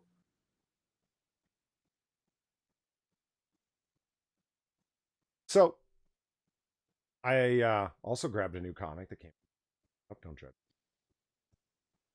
I think I'm just like, how bad can bad get with Ghost Spider #3. Oh, dude, are you trying to hurt yourself? Like, do we need to have an intervention? Like I said, Yeah. I don't know what, like, you've heard me say a whole bunch of times on here, I think this character can be written well. So I just want Well, to see how unimaginative and how lame they can fucking be with it. I don't know where it's coming it from. says Marvel on it. What more do you need? Yeah. Uncalled. Marvel, where mediocrity is our goal. No. Let me point something out to you guys that you might. You look up here in the top corner of the screen, you'll see Marvel. Well, it's kind of cut off there on the Marvel #3, and then beneath it LGY #53. Jack, would you like to explain that to the nice people? Oh, that's the legacy numbering because they've had to reboot the series so many times Uh-huh. because it doesn't sell. Uh-huh. And how creepy does that pervy looking goblin look? Well, listen, Like, Is that Goblin or is that Gwen Goblin? it's Biden Goblin. yeah, that's He's what I was reaching in thinking for a too. sniff. See what you got here. I love this. She's like, something's going on. Let me pull out my earbud because I'm a hip teenager who's listening to the musics on, you know, the newest streaming service the kids listen to. I need to point this out too. This has been bugging me for a very, very long time, and like everyone has been doing it. Stop with the mutable eyes for the spider costumes. No, that's no. I'm No. not putting up with it. It's fine. I like it. It's always it's been that No. way for a long time, and it works. Leave it alone. No. I'm indifferent to that. There's so You many more cannot- problems with this. You cannot give facial expressions to a mask that doesn't move. I mean, that's like complaining that the skin tight outfits that superheroes wear wouldn't fold up in the arms and the crevices more. It's like it's painted on. It's the comic book world, man. Come on. I'm perfectly fine with that. This mask is one step too far. Okay, we're looking at a Ghost Spider book, and your biggest complaint is the eyes. Well, Indeed. everyone knows my opinion about Ghost Spider. Yes, but look at all the dead space around her. The goblin guy should have been down a little more and taken up more of that dead space, in my Oh opinion. yeah, there's a lot of wasted space in this art. Yeah, Red Chaosry has a good problem, or a good point. Does she have ear holes in her hood? Well, not her hood because it's going inside, but she doesn't have ear holes in her mask, so she's like pushing the earbuds through the fabric and like stuffing them into her ear holes. That's a little weird. Ew, they'll be all waxy and gross. It would be. So this storyline, At least on the interior, yeah. this storyline has not changed from the first time that we talked about it. What you have is Ghost Spider, and the reason why she's Ghost Spider, she's one of the few Gwens that there are in the multiverse. They tend to get killed and die, as Gwen Stacy did from Earth 616, which is the normal, main Earth of the Marvel Universe. And Ghost Spider is the only of all of the various spider people that has the ability to switch universes. She can flip through the multiverse as she chooses. It's part of her powers. That idea isn't so bad. Like, she comes from a dystopian world where it's really bad and she doesn't want to leave there, but she's living like this sort of like this college life over in this other that core kernel of an idea, a character that's by day is living in a dreamland and by night has to go back to their dystopian nightmare. There's a Cinderella-esque aspect to it. That's not that bad. A lot of drama, high drama could be done with that. But this is, hello, fellow kids, the comic. So, here she is at college and everyone loves her and everyone who talks to her says, oh, you're just so smart. Oh, Gwen, I wish I had more friends that were like you. You're so feeling and wonderful and fun to be around. And oh, God. It, Jesus. There's fanfic. The classic Mary Sue, where the idea it's a self-insert and your character's perfect. I think we need to come up with a different name where it's like it goes beyond that. It's I didn't have a given life in middle school, high school, and the community college I went to. I'm going to rewrite my past experiences to be there was this girl who was a real bitch to me. So I'm going to write her as my best friend. Like that's the way these things come across. Like I already have a name for this. It's sad cat lady syndrome. I'll go with Or that. as I call it, the Gail Simone Yeah, disease. I'm willing to go along with that. I'm not opposed to this idea. It's a sad cat lady syndrome. It's like every story seems like, I don't know, like somebody who gets in a fight with somebody and then hours later at night, they're having the argument out again in their imagination, saying the things that they wished they would have said. This whole, And then they write it down as a script. but yeah, They this whole page them comic out. comes along like, I'm going to say all the things I wish I said. I'm going to do all the things I wish I did. And I'm going to write everyone as loving me the way I wished they had. No, as I deserved. Right? There's a deserve in there because there's a righteous indignance that they didn't receive it. But Isn't that right, Lord Meowington?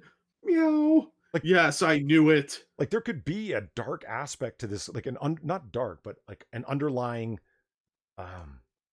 weight to this character where everything that she's doing in this perfect world, there's a kind of like survivor guilt that she has because only because of her superpowers can she escape this.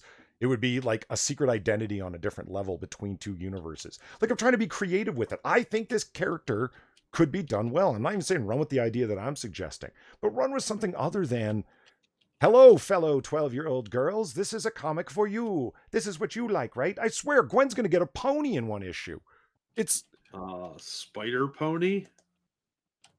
Sarkeesianitis. Nicholas DeLay suggests.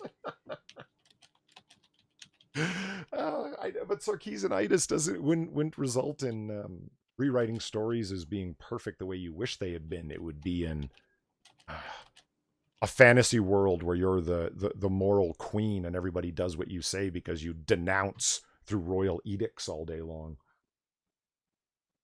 Ugh. Now, speaking of Gail Simone, do you know what Gail Simone's up to these days? Yeah, she works over at Lion Forge. She does work over at Lions. Do you know what else she's up to, though? You know, she's writing for Dynamite. Yeah, she's writing Death Defying Devil poorly. Yeah. I'm not saying that it is a ripoff of Daredevil. But it kind of looks like a ripoff of Daredevil. Like when you just... Well, his name is Daredevil. Yeah, I mean, what's the name of the movie studio that produces the fake ass versions like Transmorphers and shit? Oh, like Asylum? Asylum. Like you know, Death Defying Devil's original name is Daredevil, and that he came before Daredevil. No, I didn't know that. Is that true? Yeah, he's a Golden Age public domain character. Is that right?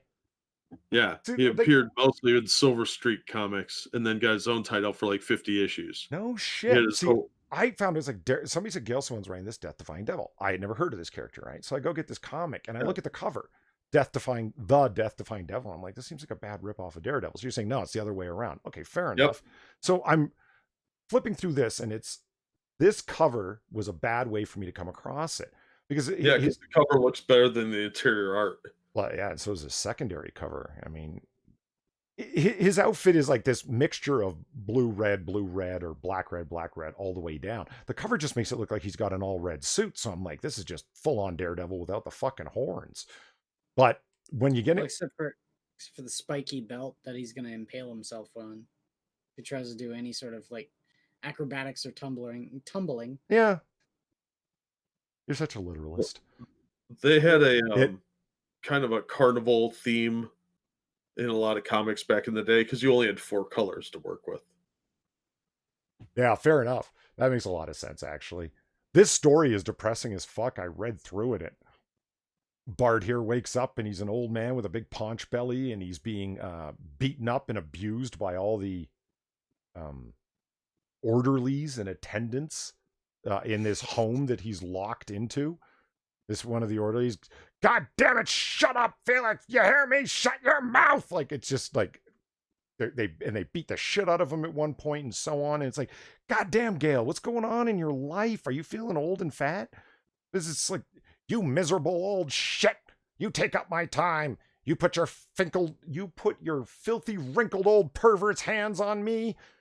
Like, and he grabs him, puts him in a fucking arm bar, and then Jesus Christ. And it just goes on, and then he ends up appearing at the end as the death-defying devil. He puts his face makeup back on and comes back. It's just like, I don't get, goddamn, Gail, what you doing, woman? Is that what you're up to these days? Yeah, I reviewed the first issue, and it was... You did? Oh, yeah. Oh, I missed that one. I'll go back and watch that. Yeah, it's like I said, I grabbed this and I was like, I don't know what to think of it. This is the art's not the worst, but stop hiring Gail Simone because she's got a lot of Twitter followers. That's not a reason, damn it. It's not like it sells her books. Yeah. Well, it's funny because the first issue had nothing to do with orderlies or anything like that. It was just a sad attempt at humor, I think. And it was underwhelming, to say the least. There's a kid with a unicorn horn that thinks she's a unicorn. It's really dumb. Here's a link to my video if you want to watch it. Cool, yeah, throw that up in chat for sure for anyone to see it, because I do. You know what I just found out about that's kind of annoying me? The Halloween Comic Fest one-shot free comics. Do you know the thing I'm talking about? The one-shot giveaways? Yeah. Yeah. The Stan Sakai did one for Usagi Yojimbo. And I can't get it. I can't find it. I can't even find like a digital edition of it. And I've been looking. It's a Halloween special Usagi Yojimbo one-shot. Yeah, fuck yeah, I want this. But no dice. And I looked around for it because I wanted to read it and possibly pitch it today or at least talk about it, whatever. But all I've been able to find is the cover. I'll keep looking though. That'll be one of the Halloween ones, probably. Yeah, it is. It's one of the Halloween giveaway one shots. Looks cool. I love me some Usagi, so that was disappointing. Located. What are you reading for Halloween, Jack? Anything? Yeah, I've been reading a lot of the John Carpenter's Tales of Science Fiction. Okay. Which have some real horror themes to them. And they're pretty good. I've got a couple reviews coming for the nuclear attack one. Surviving nuclear attack. I did issue 1 a while ago, but I finally got around to picking up issues 2 and 3, and it's actually a pretty good story. I haven't been able to read any of them. I've heard people talking about Carpenter's comics, but I haven't any of them. They've got some pretty good talent on there. I was actually pretty impressed. The one they had before that, The Standoff, was real good. It's about an alien ship that crashes into a prison. Mm-hmm. And, of course, the aliens start kind of going after the prisoners, but there's also a prison riot at the same time. So prisoners are using it as an excuse to try and break out. And the FBI and police are surrounding the place. They don't know that an alien ship is in the middle there. They just see a fire. So there's all kinds of crazy shit going down. Yeah. Okay, hold on really quick. Yeah, Mike Perlett doesn't want you to spoil anything because he wants to read it. And he also says an upcoming issue. See, here's the thing. I don't know. I thought they had already come out, but I could be wrong on that. Like this whole swath of Halloween specials for Halloween Fest. Maybe it hasn't even come out yet, and that's why I haven't been able to find it. I had assumed that they did to get them, because, it's right the fuck before Halloween. I figured that they would have come out beginning of the month as a Halloween special, but maybe they're waiting to the end? I don't know. You got me. Didn't John Carpenter get hired to do like a Joker book or something? Yeah, he did the Joker Year of the Villain one shot. Well, we might as well get into the story that I'm not too excited about talking about because it put me in a bad mood before the show started. Well, Because it's an exhausted mood, because it's the same old crap. Listen, I can sum up the entire story that we're going to read, like all of the tabs and the story in general, is what we're going to read. Article capture. There it is. Wait for that comes.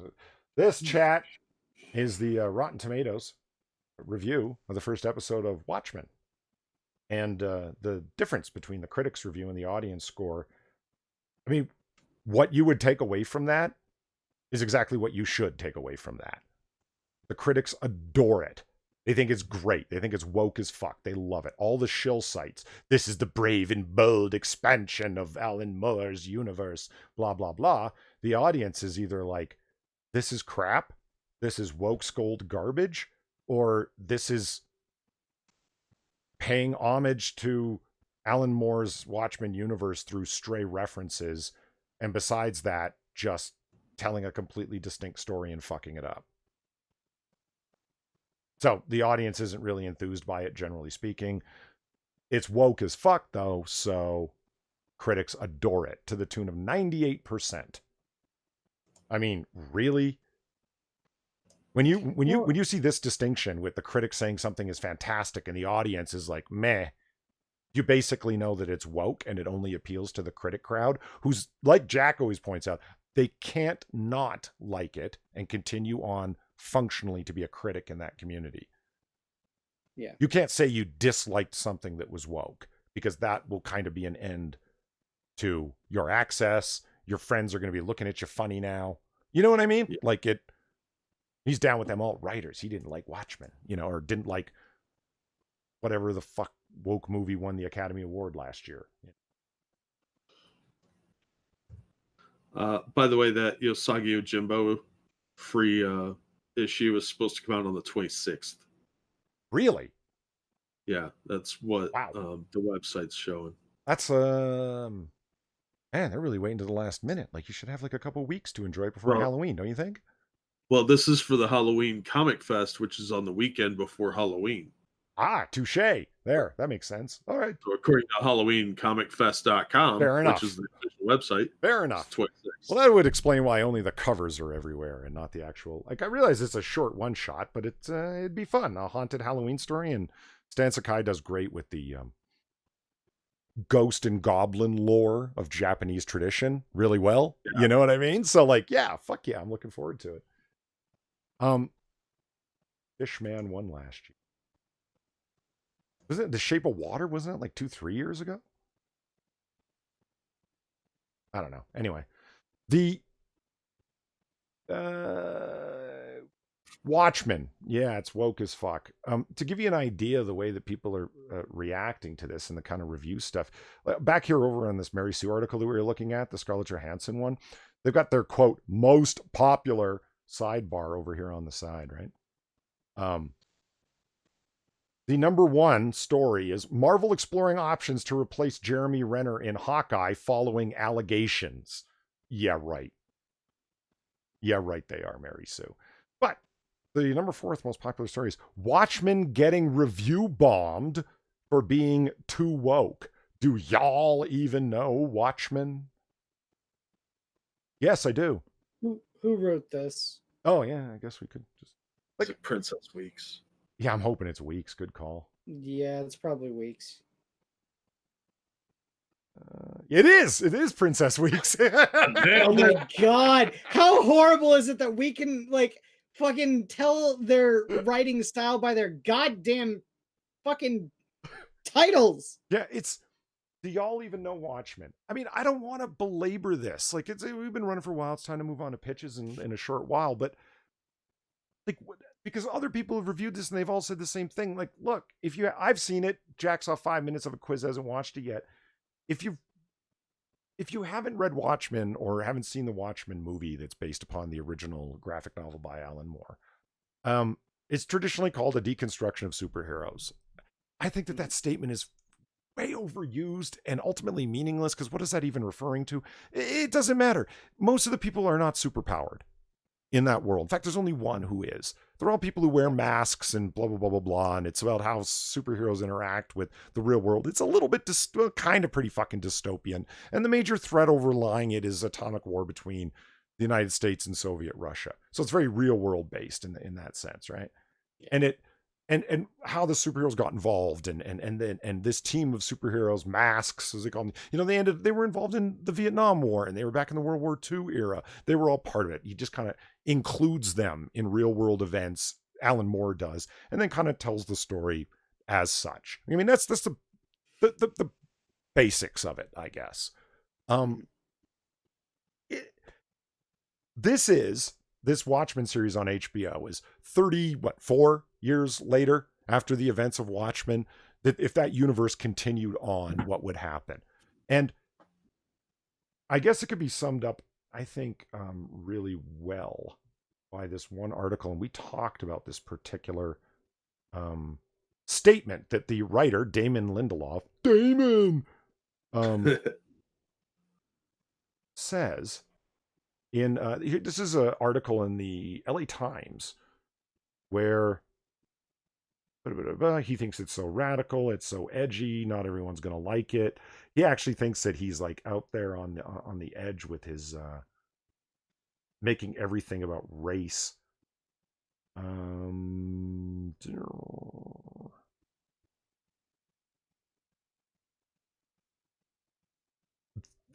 There's Jack, why don't you tell him about who Rorschach is in the original comic, or Quiz, either one, whoever feels like it, while I'm looking for this thing. Well, Alan Moore wrote Rorschach as kind of a it's weird because like he's supposed to be likable and not likable at the same time. Alan Moore definitely wrote him as the voice of the conservative Republican Party sort of person in there.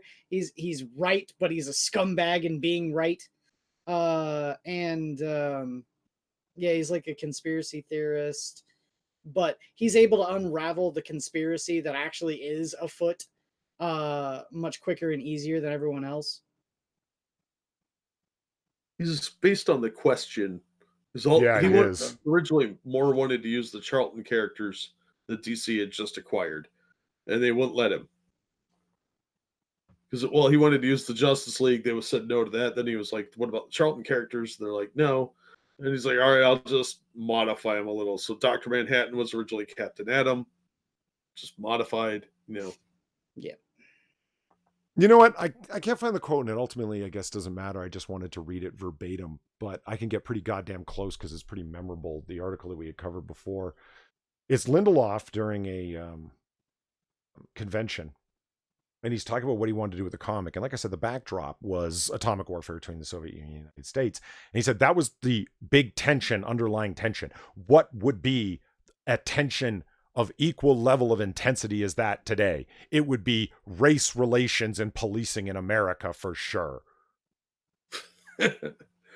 White supremacy. And I'm like, you pretentious, cocksucking, fucking sheltered, bubble living bastard. Never make it out of fucking Hollywood, do you, Lindelof? Oh, it's policing in America. That's got the threat of, wiping both countries off the fucking globe. Yeah, sure.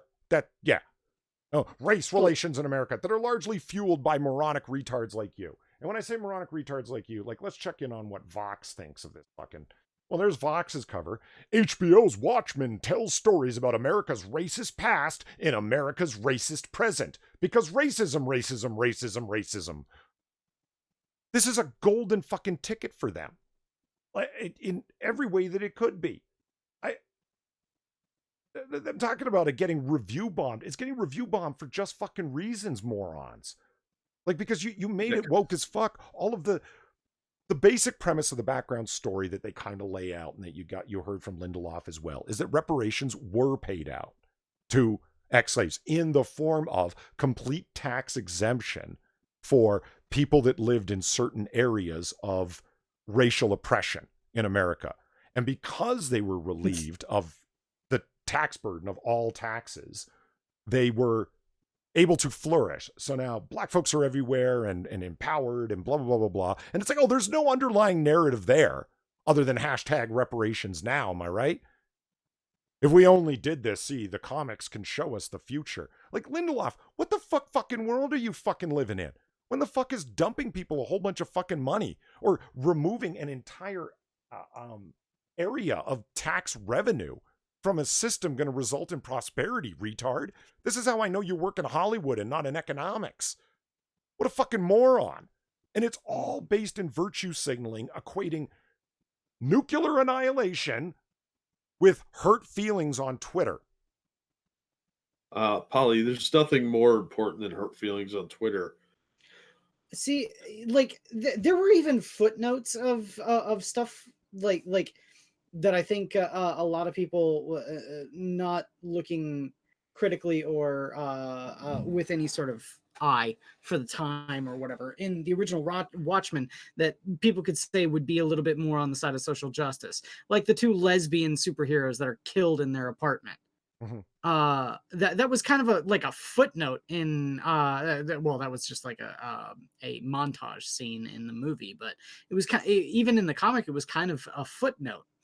But that sort of thing gets mentioned. You know, if it was the same sort of political climate nowadays, we'd be saying about, oh, of course you gotta, you know, hamstring in there the violence against the gays. Like, the fact that these things can say something politically does not mean that it says something important politically. And the fact that the Watchmen is saying anything political does not mean that it's right. Okay? If you are reading into it, you are reading something into reality that is fiction. You have a fundamental disconnect between reality and fiction. Get help. One of my problems with this episode was that we got a 130-pound woman running around beating the crap out of a bunch of guys that are like easily twice her size. Absolutely. And remember, no one has superpowers. This is Regina King. It's actually a really good actress. This is her in her costumery, dressed up. I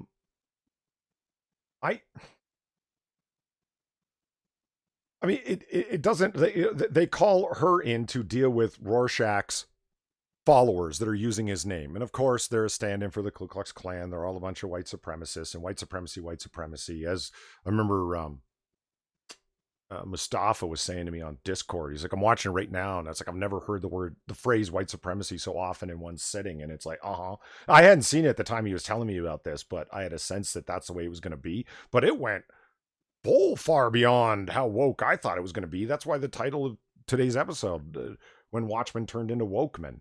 And that's why everybody's joking about it as, and that's why they're over here on Mary Sue talking about, what, it's too woke? Have you ever even seen Watchmen? Don't you know Watchmen was all about political commentary?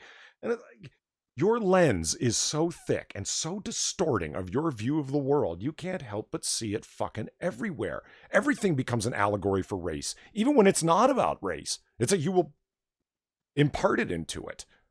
Mm-hmm. And this is the thing I want to be clear about. When it's like, you can always find some moron like Lindelof to write a shitty script because he thinks he's being edgy.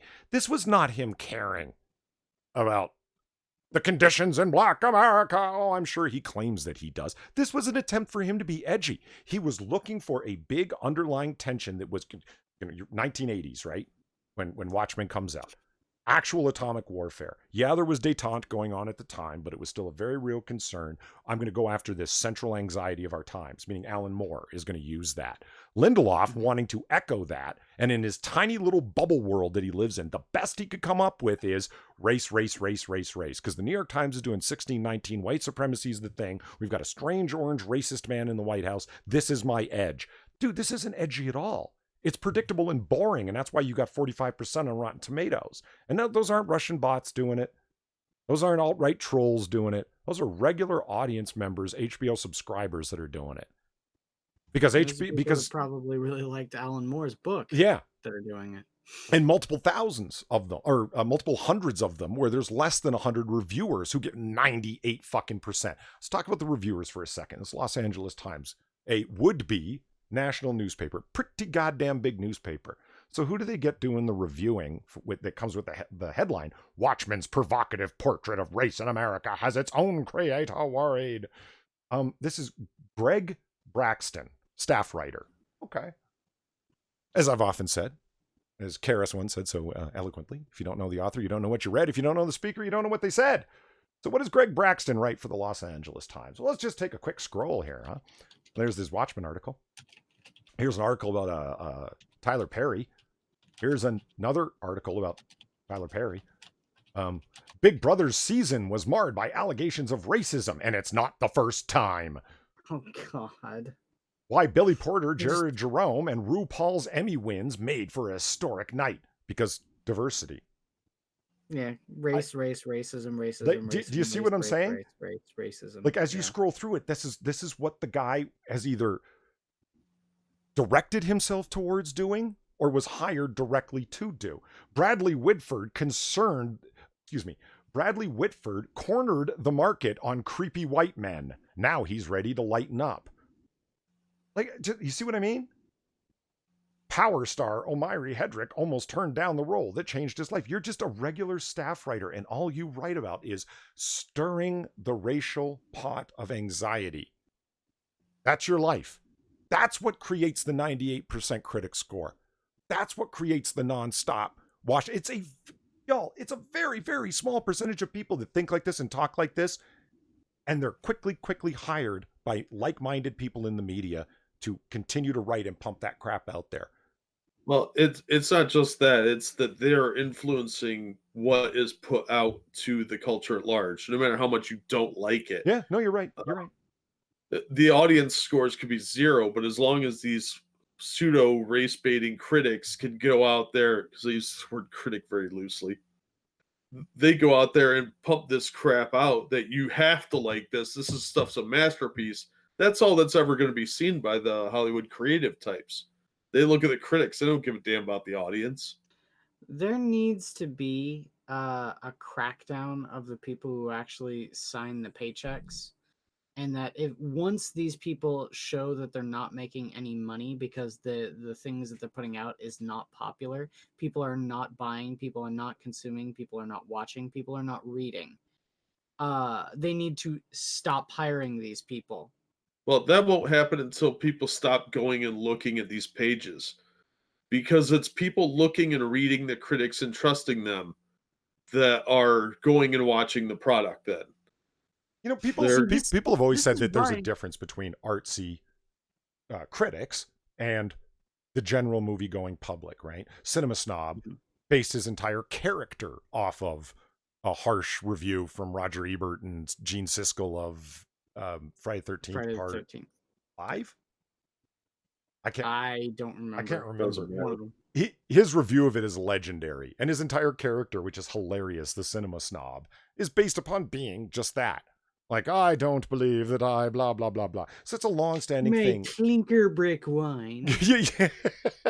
And it's really funny. And if you haven't checked out the Cinema Snob, he's worth checking out. He's funny as fucking, been around forever. One of the best, only good things to come out of Channel Awesome.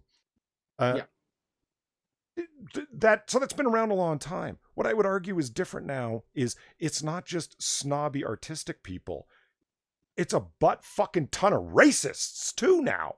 Everything needs to be woke. And if you don't like this extra woke ideological film, you're a racist too. It's like, fuck you and your fucking ideology, movie reviewer. What the fuck?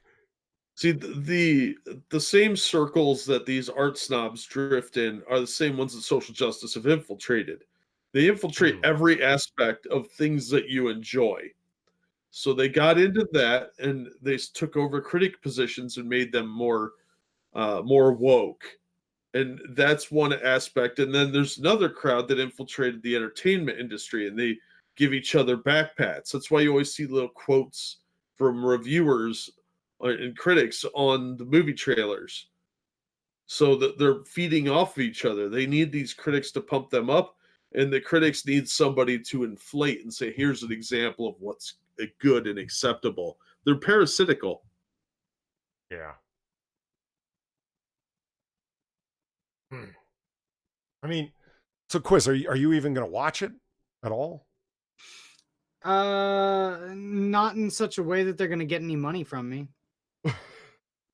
That's a appropriately vague answer. Yeah, no kidding. I'm of the opinion, okay, especially for stuff like this. Okay, I've said it before, and I think it bears repeating. Right, my interaction with things is this is my credos. Right, my default is not interacting. Okay. I don't need to go see your movie. I don't need to read your comic book. Okay. I need to be given an incentive too. And the incentive is that it piques my interest. It says something that I think is interesting or um, provoking in some sort of way, that challenges either myself to be a better person, or it challenges my thought processes to make me think better, or whatever. So I don't interact with bad comics. Jesus. I don't watch bad movies, and I can tell right off the bat from a trailer whether or not I am going to like it, whether I think it is going to be good or bad. Okay.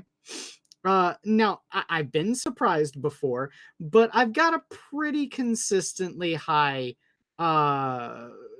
This movie has either disappointed me or it has excited me. Track record in my assessment from watching a trailer. This series I would probably watch so that I can remain informed in tearing it apart. Right. Leave that for what you will for my assessment of the quality of this show, but I would watch it so that I could tear it apart. The And this is a massive Watchmen fan saying this. Yeah, I mean, we go through this debate again and again, like, Watchmen versus Dark Knight Returns, and it's all like, inside stream joke lore. I Mhm. I actually do think Dark Knight Returns is better than Watchmen, but that doesn't mean Watchmen isn't very, very good. I liked it a lot. I still think Well, Killing Joke is a superior effort on I Alan. was gonna say, yeah, no. I, If I had to rank Alan Moore's books, I would put Killing Joke higher than Watchmen. but for me, Watchmen comes a very close second. It's just he did such great stuff with the Joker's backstory. It was very clever and added a lot to his mythos without ruining the mystery of the Joker. So Alan Moore, before he turned into a stick worshipping pan weirdo, and before Frank Miller started drinking, yes, they were in tight competition with who was the more new creative guy in the 80s. Like, holy shit, were those two influential. And Alan Moore has never had anything to do with any of the adaptations of his material. He doesn't like adaptations of his material because comics are comics. Was it one of his famous responses that's often quoted, like, meaning a lot of stuff can only exist in a comic book world because when you try and transfer it to screen, it suddenly looks weird or hokey or unrealistic, or you're unable to suspend your disbelief in the way that you can looking at the panels. I think he's right to a certain degree on that. Not 100% of the way, but he's right to a certain degree. But well, Jesus, this is just, there's no other way to describe this, and it's not angry white maleism. It's just you've bastardized the material for the sake of being edgy, and as Prospero said in chat, going angry orange man or evil orange man in the White House, cops are racist, all we need to do is reparations and everything will be fixed, wokeness, that's not edgy at all. That's standard, boring, fucking fair. Yeah. I mean, what Miller and Moore were doing back in the day, I don't know if you'd call it edgy, but it was definitely offbeat. Well, considering that the consensus is that at the end of Killing Joke, Batman snaps Joker's neck. Yeah, I've heard that debate, and I don't buy it. I'm open to being convinced, but I haven't heard a good argument for it yet. But I don't want to go down that rabbit hole. We should. Oh yeah, we could do like a whole stream on that. Yeah. So you asked me if I knew any horror comics. I did. Yeah, actually, I want to hear about this and then move on to pitches, because I have a Halloween comic and Quiz has a horror comic, and so this is a great way to go on to it. I do want to hear about this. Yeah. Okay. So let me. You want to be shared? Yeah, I gotta. Okay, let me bring that screen over. Oh, Vault of Horror. This is So AKA proto Tales from the Crypt, right? nope, same time. Same time. Okay. Yeah, Crypt Keeper's right here. Hey. So this is from the Golden Age. See, 10 cents. This is before the Comics Code Authority. Oh, I'd have and to one of the present you, not reasons me, that- for this to happen. Sorry, there you go. Go ahead. This is one of the reasons we got the Comics Code Authority was comics like The Vault of Horror and Tales from the Crypt. So there's a long-standing tradition of horror comics. These were considered very graphic for the time. By today's standards, they're a little graphic, but they're not as graphic as they probably could have been. They're tame as fuck. Yeah, some of these still hold up pretty well as creepy stories, and a lot of them have been adapted to various medias outside of comics. But you could go way back. You can still find reprints of these. And then there's the Tales from the Crypt. This is a famous cover. There's the Crypt Keeper, the Old Witch, and the Vault Dweller. So there are a lot of different famous iconic images here. Some of the art is actually really good, especially for the Golden Age. It's way more detailed. So if you get a chance to check these out, I would definitely recommend it. If you're a horror comic fan and you're not reading these, you're really missing out. They were reprinted in the 90s by Gladstone, who also had the Disney license Mm-hmm. at the time. So you'd be like, oh, look, Donald Duck and Tales from the Crypt. What years are these being reprinted from? Sometime in the 90s. No, I mean, 'cause they were the $1.95. The original Yeah. was like the 40s. 40s, Yeah. okay. 40s and 50s. Cool. Yeah. They started one of the greatest moral panics of our time. Yeah. Oh yeah. Seduction of the innocent. Is it corruption of the innocent or something? Is what they called Seduction it? of the innocent. Seduction. Yeah. It was the D&D satanic panic before the satanic panic. Yeah. They even said that your kids would go to devil worship and stuff like that. It was all the same old stuff, but it was an original tune. Then in the 80s, we had books like Fright, and this was a black and white indie book from Eternity. It was actually pretty good. It was pretty gruesome. It was sort of the spiritual successor to the Tales of the Crypt type books. And Now Comics had the license for Fright Night. Nice. And this was actually a pretty good comic overall. It had some really messed up stories. Issue 13, I think it was, had a girl that played with dead animals. Mm. And it was a pretty messed up story. I love that it's 3D. I love that, there's the glass. Oh, I yeah. love that. 3D. It came with the folding red and blue glasses. I got a Batman comic like that. Classic shit. Yeah. Mm-hmm. These were expensive at the time, too. So, but these were fun. These were like vampires that stuck on people's heads. It was pretty fun. But some really good art came out of these. Comics did some. Can you go back to the vampires on people's heads? Yeah. So this is like proto brain slugs from Futurama. Go to the brain slug planet. This is great. Yeah, this Walk is around without a helmet on. 92 or 93. So it was right before Futurama really hit. That's great. I love it. But yeah, I mean, some of these covers were really cool. The interior art was pretty solid. I've got to dig them out and review them sometime because there were some pretty crazy storylines. Like this guy collects spiders and bugs. That reminds me, Polly, don't point them out. That's how you get us assimilated. Then, of course, we've got superhero fare like Ghost Rider. This is the original Johnny Blaze. Hell yeah. I love the possessed truck, the Maximum Overdrive look. More recent stuff includes like Graveyard Shift from Image, which I don't remember it, but I end up owning it for some reason. That's a great cover. And I do like the cover. Yeah. There's another issue that had a pretty good cover too, but I didn't put it in. Then there's social justice garbage like Infidel. Nice. Mm-hmm. Yeah. Then we've got, of course, Mephisto versus the Fantastic Four. I think I've got that pulled up here. That was... Who pitched that? Me or you? I did, I Did think. you? You bastard. One of us did it. It's just Jack did it Jack? on episode 3. yeah, good on you, Jack. Great series. Like Yeah. well written, interesting.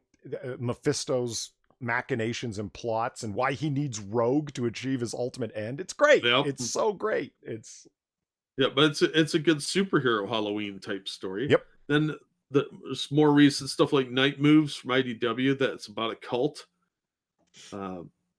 This was pretty interesting story. I got to finish my reviews on it. But the first issue's solid. I would recommend it for horror fans. Then you have ones that are more cult oriented, like Paradise Court from Xenoscope. And you can tell Xenoscope because that looks like a woman. yeah. Yeah. And look at these covers. I mean, Right. who doesn't want to buy these? It's full on horror, man. Look at this stuff. Yeah. Women in peril with guys in sketchy outfits Yeah, chasing them. They look Come like on. 1930s true crime magazines, right? Just a woman in peril, Yeah. you know? Yeah. Yeah. And of course, you've got your licensed properties like Pumpkinhead and Clive Barker's series. He did superheroes that were more horror themed. There was like Ecto Kid and Saint Sinner. And on the Razor line, they were all kind of their own little universe. Mhm. And I've reviewed, I think, almost all of them. But some of the concepts were interesting, but not bad out of the discount bin. Some interesting concepts that really were underutilized. And then the most recent one I think I reviewed was Something is Killing the Children. Mhm. Yeah, I remember that. Yeah. James Tynion the Fourth, he does a lot of Batman stuff. And of course, The Spectre from DC. Fuck yeah. This series in particular was kind of dark for a superhero book. Let's see, he was the first undead superhero long before Spawn. Yeah. The Many Ghosts of Dr. Graves, very underrated series from Charlton. I don't know if these have ever been reprinted. I don't think they have. But some of these were pretty good horror, and you'll notice that they are approved by the Comics Code Authority. They also did one called Monster Hunters from Charlton that was pretty good, and this guy went around and he finds like the Loch Ness Monster, stuff like that. And they have sort of an adventurous action twist. And of course, you've got kids' books like The Real Ghostbusters, Slimer, and the Ghostbusters IP is over at IDW now. And they did the recent one with the Transformers that I really enjoyed. And they do a lot of other crossover stuff with like Teenage Mutant Ninja Turtles, stuff like that. But they're pretty fun. Well, And if you've got kids. The Real Ghostbusters is actually based on the cartoon. Yeah. Yeah. That's what makes it more of a kid's book. Mhm.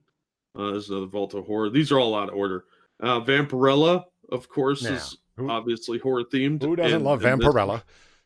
Yeah, Volker's Reanimator. Fuck yeah. Vampirella and fucking Cthulhu? Hell yeah. Yeah, this was actually a really terrible book, but I just got it for the Vampirella, and Reanimator's also being licensed by Dynamite. So there's some horror stuff there. Weird War Tales is one of my favorites. This is a classic of like horror during war. Like war isn't horrible enough. You got to throw in the undead. Right. And the covers on these were fantastic. And they had all kinds of crazy stuff going on. Like there was the Haunted Tank in there as well, and GI Robot, and the Creature Commandos. Mm-hmm. The Creature Commandos were awesome. They had like Medusa and Frankenstein and a Wolfman all on a team together, and they were fighting for the good old US of A. Of course. So classic stuff. If you ever get a chance to read these, this is good quality sci-fi horror, mostly horror. There's one of the Creature Commando issues. She had snakes in her hair. I loved these as a kid. They were great.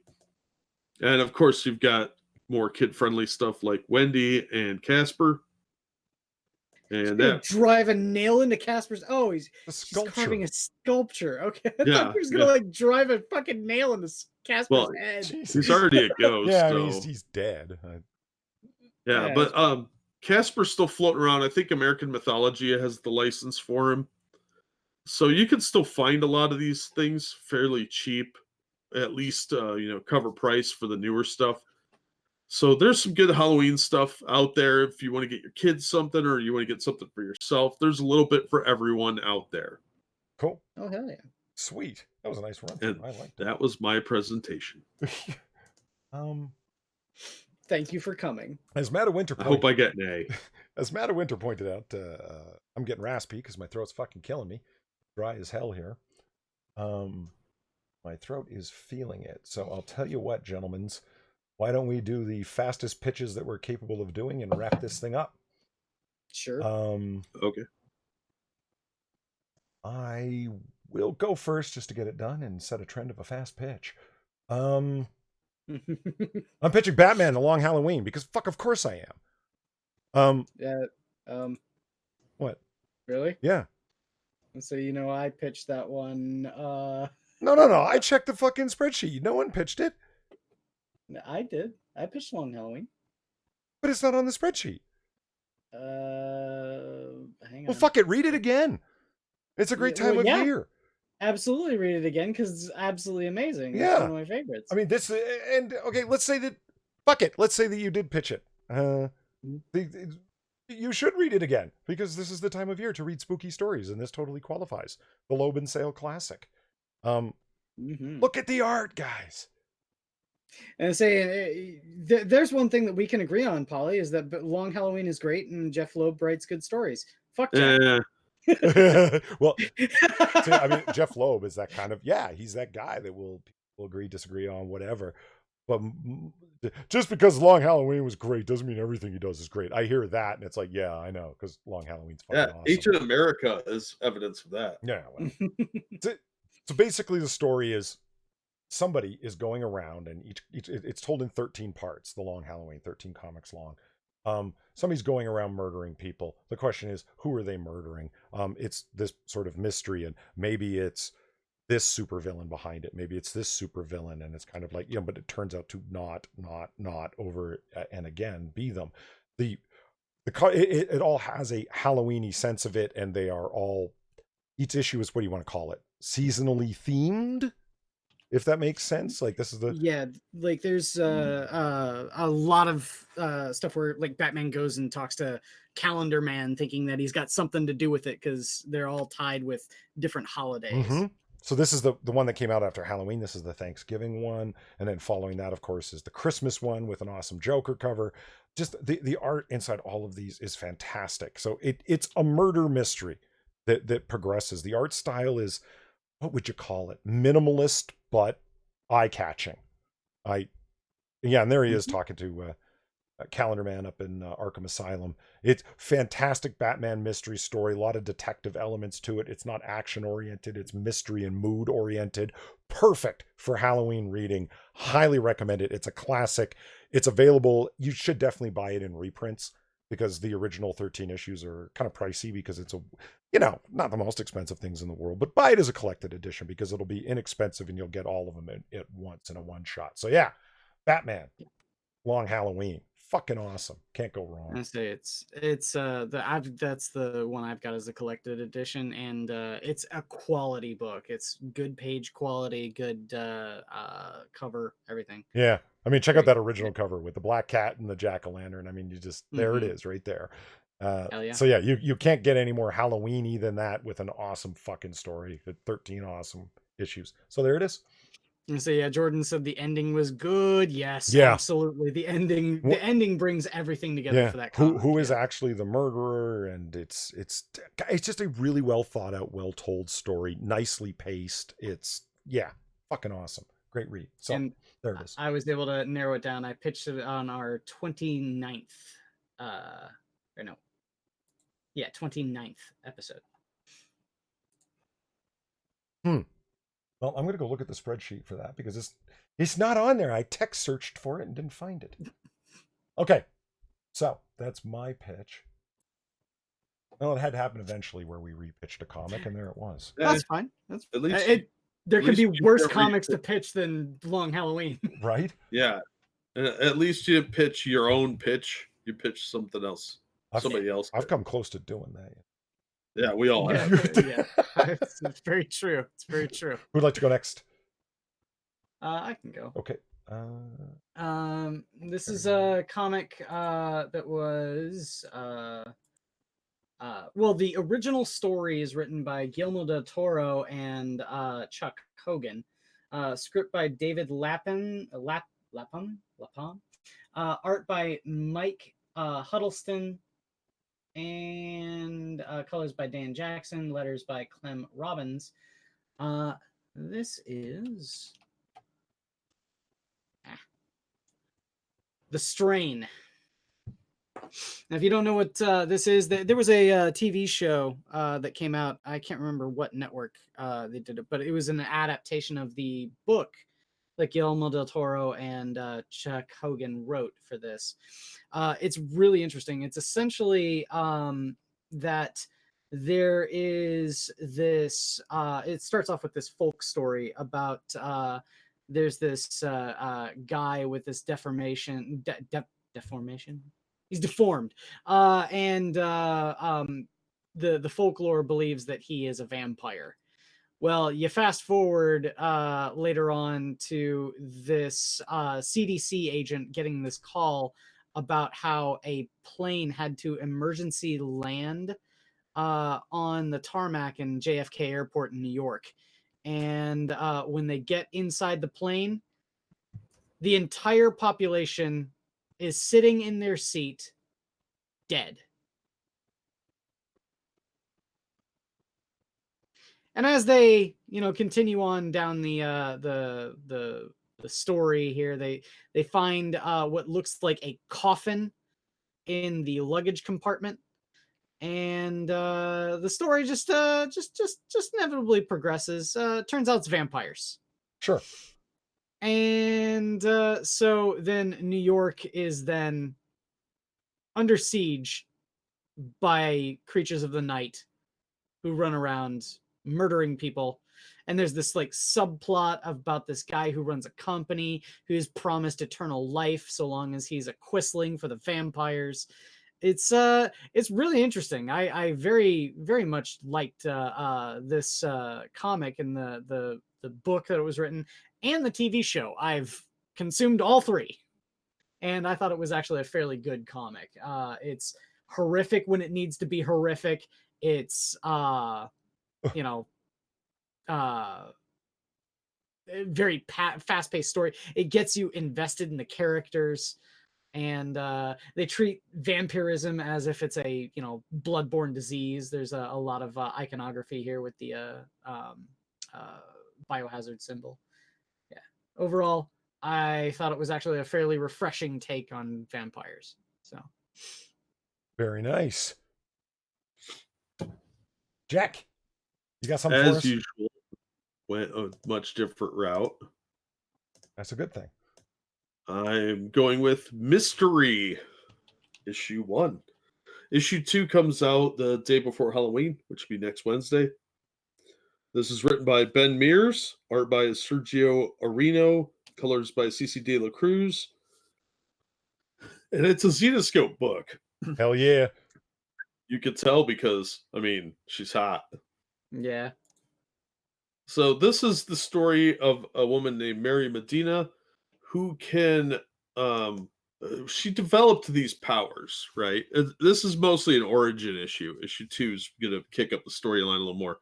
She poses as an exorcist in the part-time, and her main job is like working at a shelter for homeless people because she discovered her powers by resurrecting all her dead pets. And of course, the parents were a little disturbed by this, so they summoned an exorcist who she accidentally killed because she has the power to raise the dead and to take people's lives. And then she joined a cult and was homeless for a long time. Well, somebody is going around killing homeless people, and that's the concept here. Is we're getting the origin story. Here's her dead dogs, and she's trying to solve the mystery of who's killing these homeless people and why. But her power stems from the fact that she can she's what's called a gatekeeper, and she has the ability to cross between the living and the dead, sort of like Shadow Man, but as a hot Latina. I am the keymaster. Are you the gatekeeper? Yeah, So it's a pretty interesting story. She's accidentally killed boyfriends by kissing them, that sort of thing, because she had a lot of problems controlling her powers. So it's actually pretty cool because like the skeleton that she's exercising from this dude's house is in on the scam with her. She's actually a fake exorcist who uses real undead. I love it. So she lives next to a cemetery and she's like, "Hey, I need somebody to haunt this guy's house." It's a fun concept. I thought it was a pretty catchy idea. The art's pretty solid. It looks like it's going to be a pretty solid miniseries. It's a very entertaining book, and it's kind of horror themed. So I thought it would fit, and I've been really liking a lot of Xenoscope's books lately because they're actually rating comics like comics, Yeah. and the characters are all well drawn. They're attractive. Like she actually looks like a woman and not like um, gender ambiguous Captain Marvel. So I thought it was cool and worth checking out. So that's my pitch today.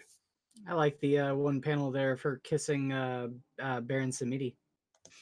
Yeah, the Papa Doc. Yeah, Mhm. since she was in a cult, like she gets like the face paint when she uses her powers. It's kind of an interesting concept. So there, I cut out a lot because I didn't want to ruin a lot of the backstory and stuff like that. But this is mostly an origin issue. And I thought it's an interesting enough character. It's a lot like Shadow Man, but better written than the current Shadow Man stuff. So if you're interested in like some undead stuff happening in New Orleans, this is definitely going to be up your alley. Well, say that's got my interest right there. Is also it's got the voodoo aspect too. Yeah, yeah. There's a lot of potential here, and it's only a 5-part miniseries. Issue 2 comes out next Wednesday, so I'm intrigued to see where it goes. Yeah, you got my attention. Oh, Nice. check it out. You can't go wrong with a solid New Orleans spooky story. Right? Yeah. Yeah, there's just so much to work with there. I mean, it could be fucked up, but work with. All right, and there it is. Chat, thank you for coming by and listening to us ramble in and around comics. God, what a fucking week it was for wokeness and other bullshit. And there's a lot of stuff that's going on in and around comics that are just like sometimes we get off comics, I think, because there's just the SJWs and whatever. I don't care if it's an overused term, it describes them well. They come in and use this platform. They don't want, I mean, they're like Mary Sue, right? It's like none of these people actually care about the industry. They care about talking about the industry. So therefore, the subject of conversation becomes the actors and what they're saying, and the writers and what they're saying about social stuff instead of the medium itself. So sometimes that's what we end up talking about because they're the ones who are trashing it, you know? Right. Mm-hmm.